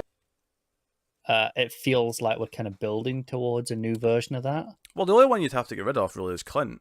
And even then, he could be like the older guy who's just kind of at base giving them the missions or something like that. Yeah, maybe. Because they're all young. They're all young characters. I probably would get rid of Clint, even though I like Clint. I think if I was doing a Young Avengers book, I'd get rid of it. But I mean, I'd be down for a new Young Avengers book, especially if it's by Kelly Thompson. Yep. As long as it's leading to another Kelly Thompson book with these characters, I won't be mad. But right now, I'm just upset because it. Just want because the last Young Avengers book is it is my favorite Marvel book of all time. So I'd be down for more. Was that the Gillen written book? It is. It's Gillen and McKelvey on art and Wilson on colours. Oh, you're such a parody yourself. I'm a mark, I know, but it's so good. Yeah. Gillen's okay. So take that back. He's okay. Hit and miss. He writes gold, I tell you. Everything. Yeah, he's got a golden pen. Okay. So are you rating West Coast Avengers issue 9? I'm going with an 8.5. Yeah, I'll concur with the 8.5. Which takes you on to Venom issue 12. I'm not reading this, so you by all means, you take it away. It does, doesn't it? It's a good book, people. Pete's wrong, missing out. I'm wrong. I'm just not reading it. That's not having an opinion on it. No. Well, yeah, that's why you're wrong. You're wrong for choosing not to read it. This actually opens with a little flashback. It's, many years ago, and it's presumably the mother of the child, Dylan, the child who we learnt last issue was Eddie's. she comes to Eddie's father and is like, "Hey, can you look after the kid for a little bit? I'm going to come back, but you got to look after him, and you can't tell Eddie it's his. He can never know. You just can't. And we cut back to the present. Eddie's still in his semi-coma. He's been in the machine from the villain whose name I can't remember, with the stupid long neck and the long crystal skull style head. I say I can't remember it, and I don't think it says it at all in this issue, which is probably one of my biggest complaints, because I hate it when books don't do that. I don't even think it's in the previously on, which really annoyed me. Because when he popped up after a few pages, I went back and checked, thinking, "Oh, it'll be in there," and it's not. But he's doing like this sonic blasts, trying to get the symbiote off him. And there's a big explosion. The machine overloads, and this is when we cut away to Dylan and Eddie's father, and they're driving, having a bit of a debate, more argument. Dylan being like, "Hey, at least Eddie's honest about what he is," and the father kind of threatens to hit him again. And then Venom shows up and grabs the car, and it's like, oh shit, Eddie's come for his son, and he grabs his father by the throat, and his father's literally begging for his life. He's like, "No, please don't kill me." And Venom does something. This tendril goes out from him and into his eyes and his mouth. His eyes go all black and gunky and have this swirl in them. And then he's inside Venom. Like, his mind is kind of inside him. In the same way the last issue was having that conversation between Eddie and the symbiote. It's the same thing going on. We're in the room, the jail cell, the interrogation room that Eddie was in last issue in the memory. And it's Eddie and his father having this. They're having it out and going on about what's going on, and arguing about whose fault it is. Essentially, Eddie's like, "No, you made me. This is your fault. Because you got me. Try to mess with me out there." But it's like, "No, you made all your choices yourself. I saved you that one time, but you still end up in prison. You're still shit. You still failed." And then he venoms up and he backslaps him, and he gets angry. He's backslapping him, and he's like, "Okay, no, he finally admits, "No, I'm not gonna let you hurt my son." And that's when the father's like, "Okay, it's yours now. It took you long enough." It's basically because no, he deserves better than you. He's like you were before all this shit. He had a big heart. You went to church. You helped people. And he goes, "Do you even believe in God anymore?" And he goes, "I met my God. He's a bleep. Insert your own expletive there." But he goes to him, "I'm not going to kill you. That's too easy for you. But you're going to wake up, and you're going to be alone, and you're going to stay that way for the rest of your life." And tough shit. And then you have back in the real world now. Venom rescues the kid. He's walking through. And he's like, "Oh yeah, we're back at the hospital." And he puts him down. He goes, "What are you doing? Why are you leaving me? Why don't you talk to me?" And he finally does. He gets some words out. He just says, "Trying to be better, for both of you, better without me." The kid's like, "What do you mean, both of us?" And then you turn, the page, and Eddie's lying there. This has been just a symbiote on its own. Eddie hasn't been inside it this whole time.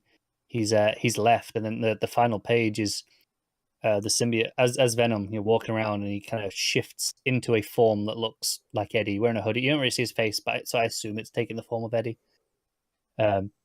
He's got this hoodie up, and he's just walking around the city without a host, which, as far as I'm aware, is quite a big deal. It feels like a relatively big deal, the way it's treated here. I know the next stuff up is the War of the Realms tie-ins, so that might feel completely superfluous, because I think that might be a different writer as well. I'm not sure off the top of my head. But yeah, no, this was great. That reveal at the end, because it felt off throughout the whole time with the way Venom was acting. But you just thought, okay, there was that explosion. He's not in his best of mind. He's angry at his father. He's just found out he's got this son. You kind of understand that, okay, maybe he's not in the best of mindsets. and then it has this big reveal at the end, and it really comes off as a big reveal. So no, I was really into it. It's 8.5. Okay. We'll move on then to Spider-Man Life Story Issue 1 by Chip Zdarsky and Mark Bagley. So this was, I'm going to assume, people can correct me if I'm wrong on this, but I'm going to assume this is the Spider-Man equivalent to X-Men Grand Design that came out a while ago. I think so. I think it's a similar idea, where it's kind of summing up like different parts of Spider-Man history. And I think this is a little bit more specific in that, because this is the 60s, right? You know, each issue is a decade, right? The next one's the 70s. But it still feels like it's going to carry on the story in this. And Grand Designs, I think, was only like 2 issues, like big issues, right? Yeah, but that's not done. No. It's doing it over separate series, right? But the actual the main book, okay, was 2 books and then carrying on. Whereas this is a 5 or 6 issue mini. Yeah, you get a lot more characters than X-Men though to deal with. That's true. A lot more history. But my point was that was very, you know, it's separate. By separating it over miniseries, it feels different. Whereas this is, okay, 1 issue each decade. It still kind of feels like it's hitting on key points in Spider-Man life. It does, yeah. I don't know how accurate this is to the actual continuity of the books that were written at the time. It feels like it's hitting a lot of the same beats, but I don't know if it's... But I've never read those yet. It feels like it might be a super condensed version of the Ultimate Universe. In a way, yeah. Obviously, it's got its character going for it in being set in the 60s as opposed to, you know, relatively present day. But I don't know how much has changed necessarily since those original comics. And it's something that I do intend reading at some point. I've got like the first 8 or 9 Masterworks comicsology. It'll happen someday, folks. But so, you know, I think the big thing for me is how much this is about Vietnam and how much it's about Spider-Man feeling guilty that he's not volunteering because he's Spider-Man. Like, should he be going over and fighting because he has special abilities? Should he not? He even meets Captain America eventually and kind of brings it up with him. And Cap's like, no, I mean, if that doesn't feel right for you, then don't do it. Just because you're being a hero here and saving people here doesn't mean not. Because he feels guilty because Flash is going to go and fight. And Flash even says that Spider-Man's his inspiration because it's what Spider-Man would do. I assume this is one of those things where over the years the war that Flash fought in has just changed. Oh yeah, right? Yeah. I'm sure once we got to the last 15-20 years it was Afghanistan or something. Probably Iraq. Probably Iraq now. Yeah, it's probably changed as times went on. Which is kind of sad that you can just do that. Yeah, it's kind of sad. That's almost a commentary on the world. At least with Magneto, they keep giving him some sort of de-aging thing, so it's always World War II. Yeah, but I'm fairly sure with Flash, they just changed the war, right? Yeah. He's got this budding relationship with Gwen, but Gwen doesn't know who he is. At least not until the end of the issue, when she sees the spider suit peeking out. And I have no idea. Is this how she found out in the Amazing Spider-Man at the time? I don't know. No clue. I haven't read it. I don't know. People can let us know how accurate this is to the continuity, or if this is, maybe condensing and embellishing a bit more. But it does feel like it's in the in the general style of what the overall direction of the book or that part of Spider-Man history was. I agree. There's a lot of classic kind of feeling elements to it. But again, I don't know if the details are matching up. I mean, did you enjoy reading it? I guess that's the... I don't know, actually. It's kind of a weird thing to read, because it very much feels like, okay, I get what this is doing, right? It's being this thing. And I appreciate that in the way that, it feels like by the end of it, this is something that you can hand... Instead of going, hey, here's a Spider-Man history on the wiki page, you just go, here's a comic that'll give you everything you need to know.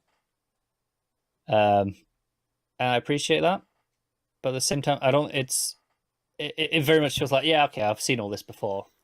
With the one exception of the Vietnam stuff that feels original to me, at least. I don't know, maybe it was there all the time, but the stuff with Vietnam and Cap specifically, and the ending, is the only thing in this book that feels fresh.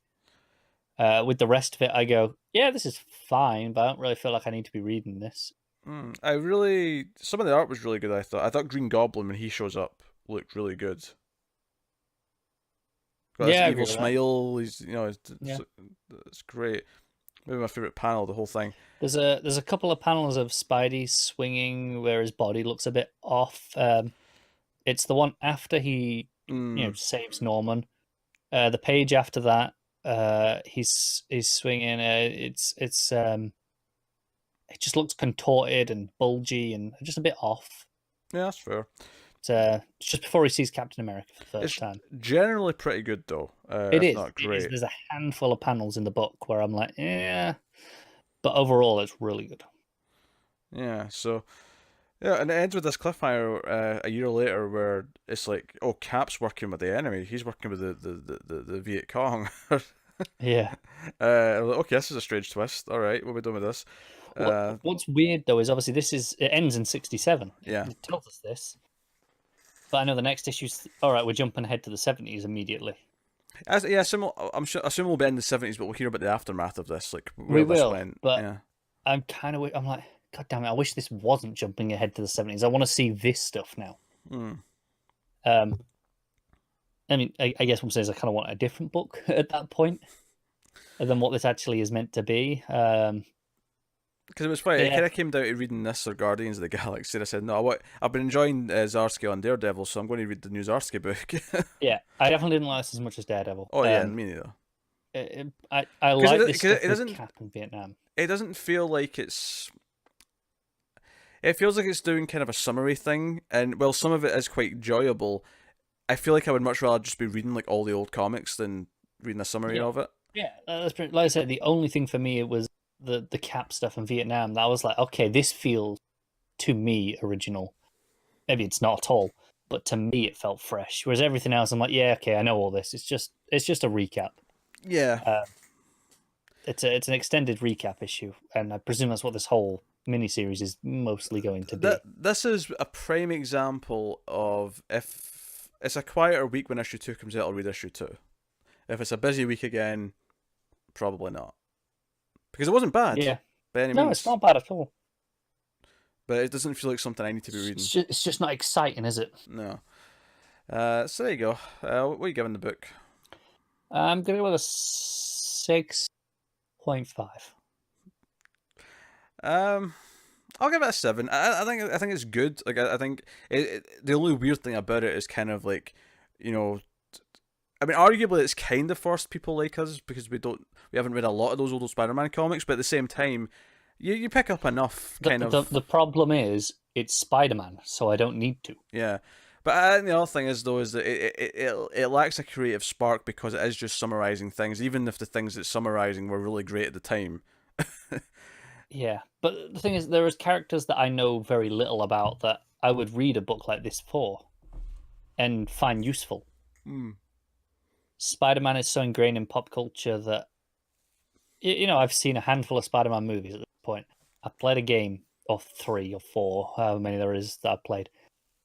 I've not even read that much Spider-Man comics. Before this current run, my biggest thing that I've read is Spider-Man Blue. That's about it.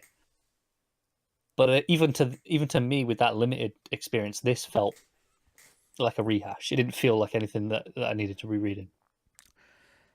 Yeah, right. That'll take Connor on, though, to every week has to have at least one Star Wars book, it feels like. So, Star Wars 63, Kieron Gillen and Andrea Broccardo on the art. By all means, take it away. Make it quick and painless, will you? That wasn't the artist. Was it not? No, it was Angel Nzuta, who has been on this whole arc. I ever going to type that out. I'm going to have to look at that later. You continue yourself. It's the same who did the last issue, so just copy and paste. No, the last issue I spoke about was the first part of this final arc, and that was very much the setup issue for it. It was getting the team together. So this issue is a lot better because that's all out of the way. We open on Shooter Run, the planet that they're kind of assault. This is the place that they're going to hit is going to hurt the Empire because of all the materials that they've got.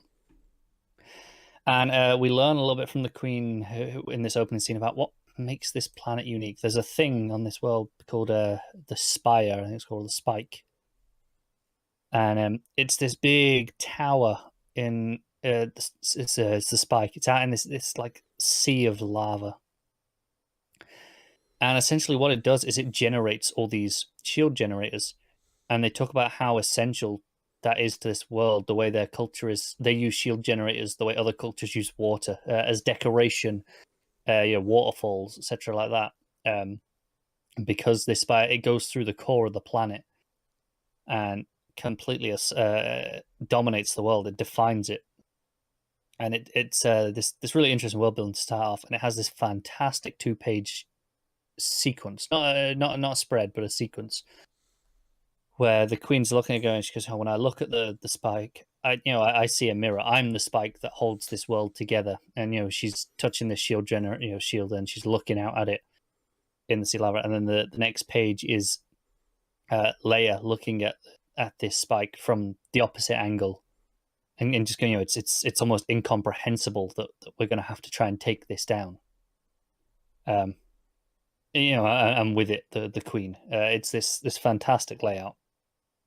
It's one of my favorite art touches in this book, and the art's really good throughout overall. But those pages were particularly good. And then we learn kind of what the plan is. Basically, they were okay. Well, we need to take down the spike, but we'd need the plans to do that. And then, would you look at that? R2 has the plans ready and available. She got them earlier. And it's a surprise to all the rest of the characters. They didn't know she'd got that. But the problem is, it's naturally the most heavily guarded thing on this planet because it's the center of their culture. So what they need to do, only the Queen has access. So they need to get the Queen's retina scan to get in, but they can't kidnap her because she's the Queen. As the actor that they recruited the shape-shifting actor, as they recruited last time, it says people tend to guard their heads of state relatively well. So the plan is that they're going to kidnap one of the ore miners, the ore lords or whatever they're called. They've got a title on this world, in charge of a certain material. And then the actor is going to shapeshift into him, pretend to be him, get close enough to the Queen at this event function that she's throwing, and they're going to scan her eye that way. So we have this great sequence where they're going after this ore miner, and they're going after him this speeder, and they knock him out, and they get the stun gun on him, and the driver's there, and she's got the gun up against the pilot's sleigh, and she goes, "Oh, don't try anything." And the driver's like, "Put it this way, is that bad a boss that I kind of like seeing him get shot? Just stun me so it looks like I put up a struggle."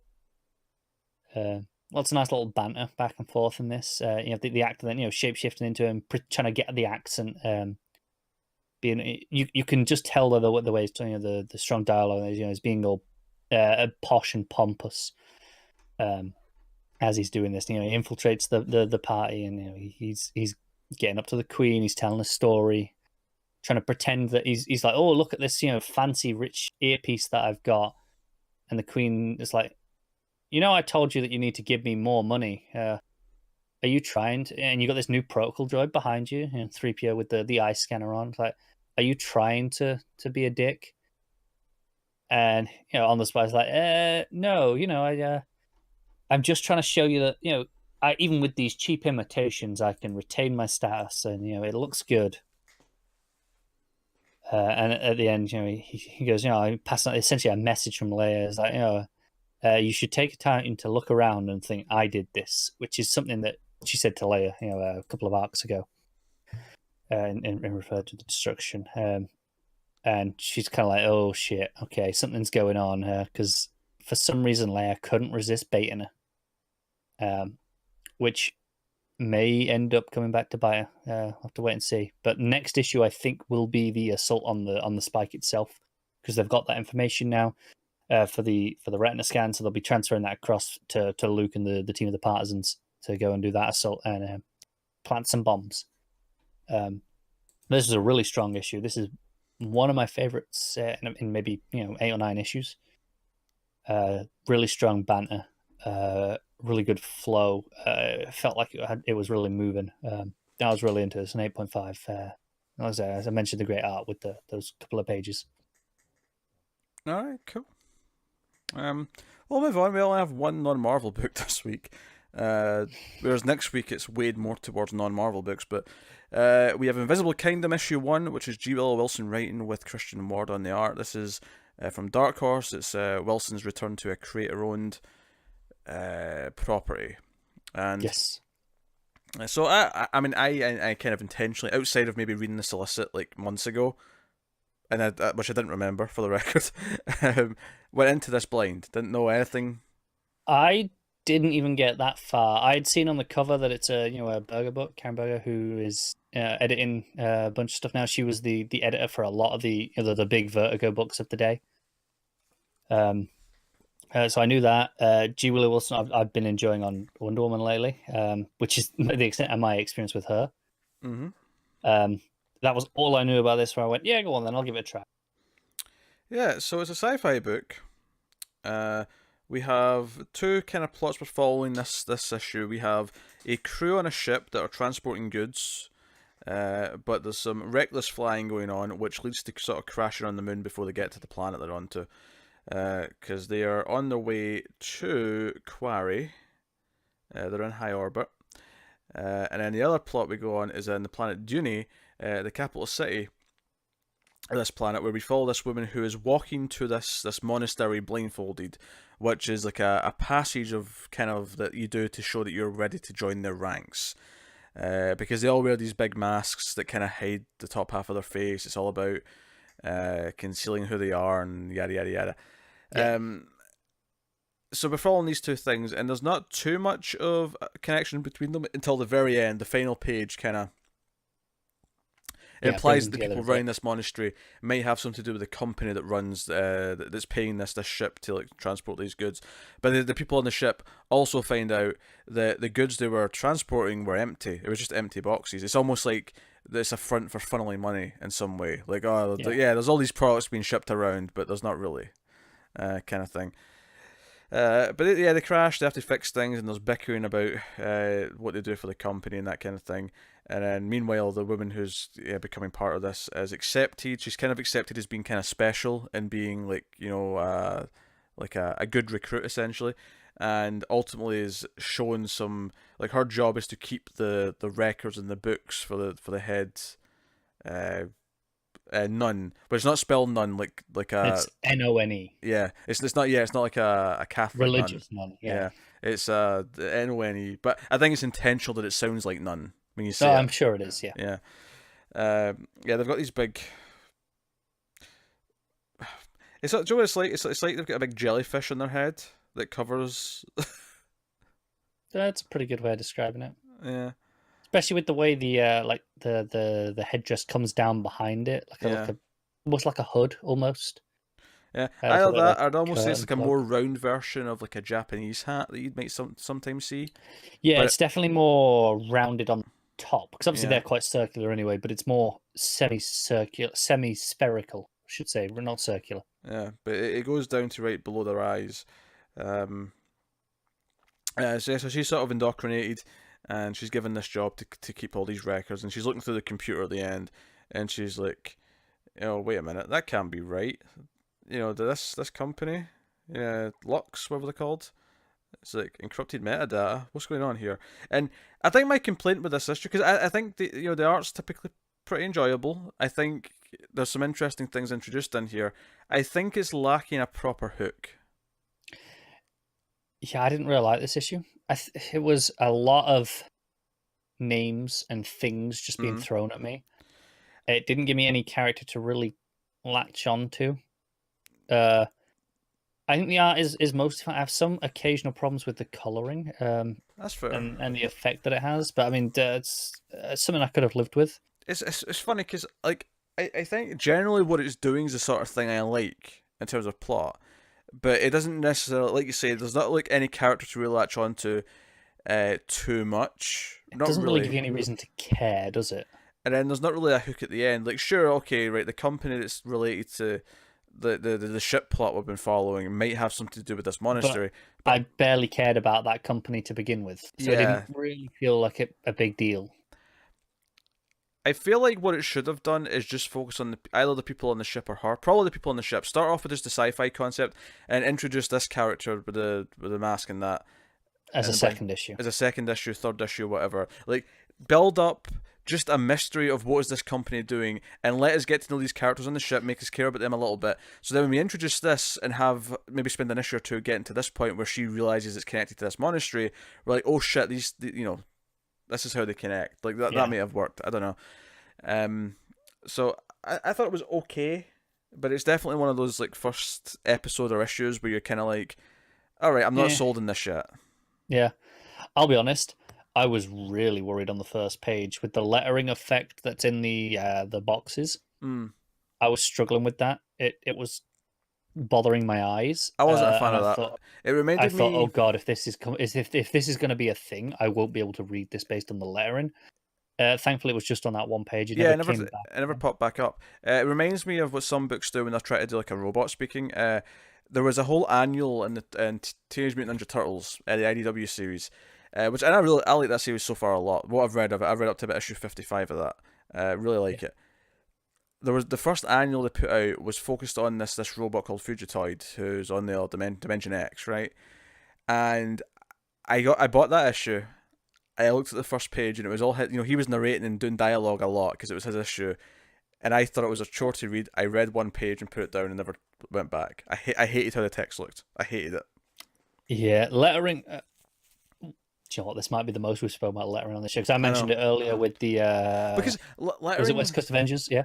Lettering is something that I don't want to notice. If it's doing its job, I never think about it. I notice if it does something unusual. I mentioned earlier with okay, they were muttering under their breath, so the letters were smaller. Sure, I liked that, and that was something I mentioned as a positive that I noticed. But that's like a one-time thing. Whereas, like, if it's something that's consistently coming back up because it's just the way a character talks, or it's the way all the lettering's done, even it can be a problem. I think initial font choices are important, but once that's settled, it's not something you talk about every issue. Like even with an artist on a book, if it's the same artist on every issue, we often stop talking about it too much after a point I feel like because it's more of the same. Most lettering though looks pretty similar. We've gotten to a point in comic books where there's a pretty standard look to the lettering, which you're just used to seeing across most books. There is, yeah. So you don't really talk about it ever. You just that's the lettering, and that's fine. And I'm okay with that. It's like sound mixing in a movie. I only notice them when it's bad. Like it should blend in and not be noticeable if they're doing their job properly. When it sticks out to me, it's because something's wrong. Yeah, as a sound nerd, I might I notice something that I really like that. Yeah, but it's the same here where I'm actively trying to make more of an effort with lettering. Just to, it's a part of comics that we don't do that. I'm trying to mention something where if it's doing something I particularly like, I don't want to mention it. This is not the case here. This is not the case. No, it's unfortunately. Is that more robot text? It's all really clumped together, and it's hard to read. It hurts. Yeah. There are entire books I have not read because of lettering. The Batman one. God. Future of the Night. Thank you. I got about 3 pages into that, and I couldn't do it. Couldn't do it to my eyes. Lettering is important. It is, and it probably deserves more praise than we give it. Because it can ruin a book immediately. I don't think it's it was only on that one page, but it's not. Ultimately, it didn't. But it had me worried going in. Turns out the book has more fundamental problems though than that. I don't think they're unfixable though. This strikes me as the sort of thing where issue 2 could totally turn this around. That's fair, but I don't care enough to read issue 2. Oh yeah, but there's nothing fundamentally wrong with Ethan actually presents. It's just how it presents it. That's fair. So there's no reason why issue 2 can't take what it's set up here and actually do something with it. Where it's like, oh, wait a minute, I can see what it's doing now, and I see how this is interesting. I agree with that. That's fair. I think ultimately, though, in a world where we read a lot of comics, we try number ones all the time. We've mentioned a couple of times this show that occasionally we have to cut a book because we have a lot every week. this is one of those where a number one has to have something to impress me. It has to keep me hooked. It has to give me a reason to come back for issue 2, and this just didn't. This goes back to what I said about Life Story. If it's a busy week, maybe not. If it's a quiet week, I'll read issue 2. Fair enough. Just depends when it lands. But yeah, so that's Invisible Kingdom. What are you rating it? 5.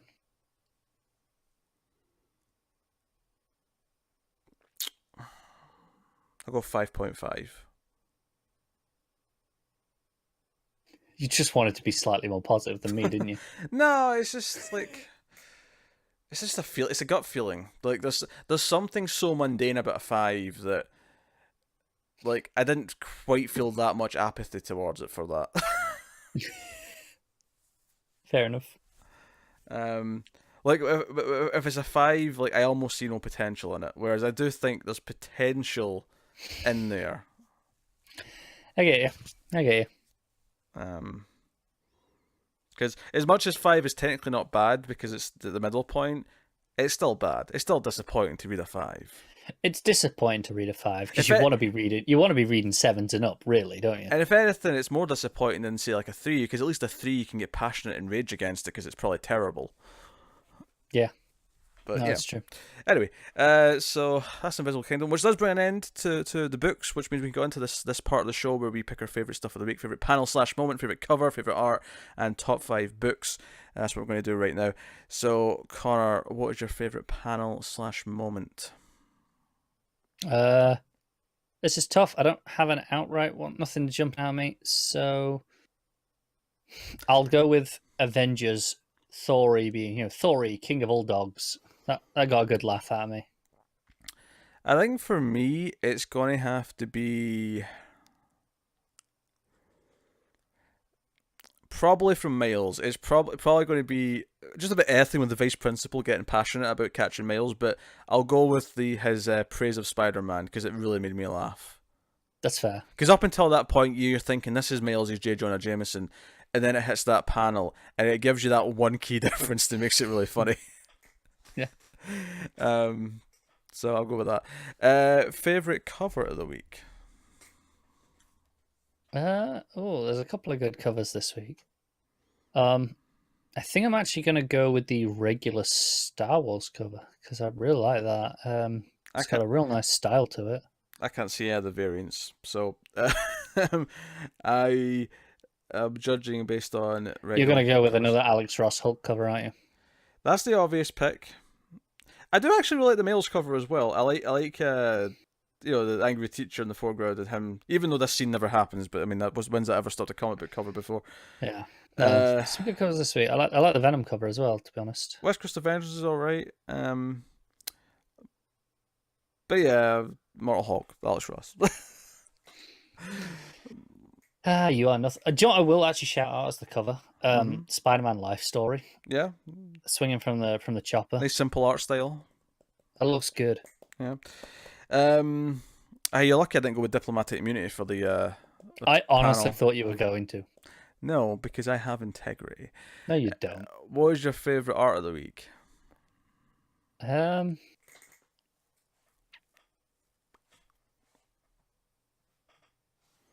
gonna go with Star Wars. It was real solid. Those 2 pages cinched it. It was good throughout, but those 2 pages really just pushed over the edge. For me, I like Miles, I liked Friendly Neighborhood, I liked West Coast Avengers, and I like Captain Marvel. I liked Immortal Hulk as well. Immortal Hulk, yes. It's tough because I think there's more expression in Miles, but I did find a lot of nice stuff in Captain Marvel. I don't really talk about the art too much, but I've been talking about the color palettes a lot changing, the coloring, but there was one great reaction from Carol when the dude says something and she just gives this kind of like face, and it just like it was a really nice moment just based on it was just the art. It was just her expression and the art sold the whole moment. Yeah. I'll go with Captain Marvel. I've got Carmen Carnero. I don't know if I've given it to Carnero yet, but there you go. I don't think we have. Yeah. Captain Marvel. Top 5 books of the week. So number 1 is West Coast Avengers. 2 Star Wars, 3 Venom, 4 Friendly Neighborhood Spider-Man, 5 Immortal.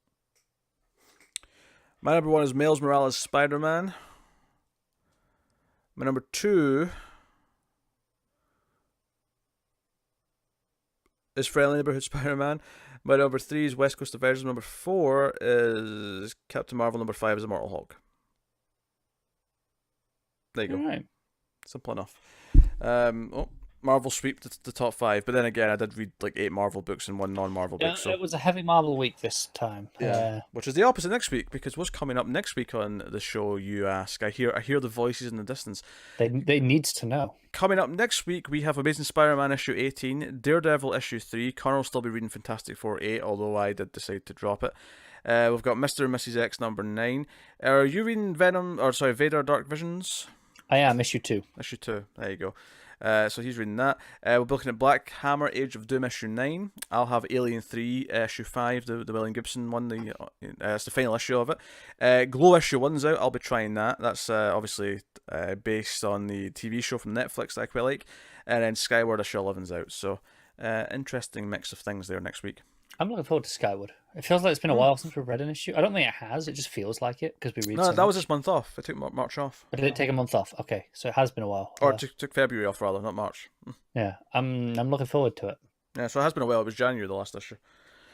So yeah, no, I'm looking forward to it too. So yeah, that's what's coming next week. Obviously, there's a bunch of other stuff out. By all means, let us know what you're also reading. And we get a lot of recommendations, but of course, we read a lot of comic books. So I have a question for you. Yeah. Did you remember? Did I remember to ask the people at home what their favourite book was this week? No, to be fair, I've not remembered to do it for this show in like 3 weeks. Admittedly, the reason for that has been that the show's been a day later for the last few weeks, and I've found it really hard to phrase the tweet because it's like I'm asking it on the day the new books are out. The thing is, yes, just ask it on the Tuesday anyway. And then True. if we're late, True. you've got your answers still. That's true. I have forgotten the last few weeks for elsewhere, and I should rectify that because I do like finding out your guys' picks. So I will endeavour to do that next week. And by all means, if someone gets to Tuesday night and Comics from the Multiverse Twitter, the at DC Comics Podcast, that's where we are on Twitter. If we've not asked you on that by that point, someone feel free to bug me. Tweet at us and say, "Hey, are you asking what the favourites are?" It's true because yeah. in the Facebook group that Multiverse TV on Facebook, come join the community. It puts up a poll every week of people can tick which books they're getting this week, and he may sometimes forget, leave a little bit late, and some people have to prod him. If it's before Wednesday, as far as I'm concerned, it's on time. Yeah, well, it used to be if it was past Sunday, it was late. So standards have slipped. You complained it was you hated it was on Sunday. You said you wanted to push it to Monday. Oh, well, Monday's a better day for it. But that you were insistent that Sunday was the right day. So this is why I'm giving you extra I think shit. Sunday, Monday, Tuesday are all acceptable times to post up the next comics poll. All acceptable. This week it was so bad. Someone asked him about it, and he went, "Yeah, I'm doing my live stream right now, but I would do it straight after." I didn't say straight after. I did not say straight after. I never said that. So he goes, "Oh, I'll do it after. Sorry, not straight later. After, I'll do it. Do it later. The word later. Tuesday's still later. The next day is still later. It was a good 24 hours later. He forgot again. It happened. Shut up. It's fine. So, yes. So, show's coming next week with those books, and that's cool. It is worth mentioning, of course, we mentioned Comics from the Multiverse at the start, our DC Comics podcast, which admittedly many of you who listen to this or watch this probably knows from that first anyway, but it's worth mentioning Detective Comics 1000 came out today at the time of recording. Our special for that is recording tomorrow. It'll be up very late tomorrow, very early Friday, depending, and then the regular episode on the weekend, of course, is per usual. But check out Comics from the Multiverse. It's got its own podcast feed. It's on the YouTube channel with this one. So check out that. I think that's everything I need to promote. Outside, of course, the Patreon and the various supporting things. So patreon.com/MailFuzzTV if you want to support Elsewhere and Comics from the Multiverse and all the Multiverse shows we have and all the other shows we do, and you can support all those and make sure they keep coming for a long, long time. Being over there and supporting us for as little as $1 per month, which gets you some nice, warm, fuzzy feelings, as well as some bonuses and exclusives and everything else. It helps Yes. a lot. So by all means go do that. You can get us on Twitter at DC Comics Podcast, like I mentioned. You can also get Mail Fuzz as a whole at mailed_fuzz as well. We've got two Twitter feeds. Otherwise though, that is us. So thank you once again for watching or listening. We always appreciate it. Keep reading comics, keep reading Marvel comics, but remember that assembly is diplomatic immunity.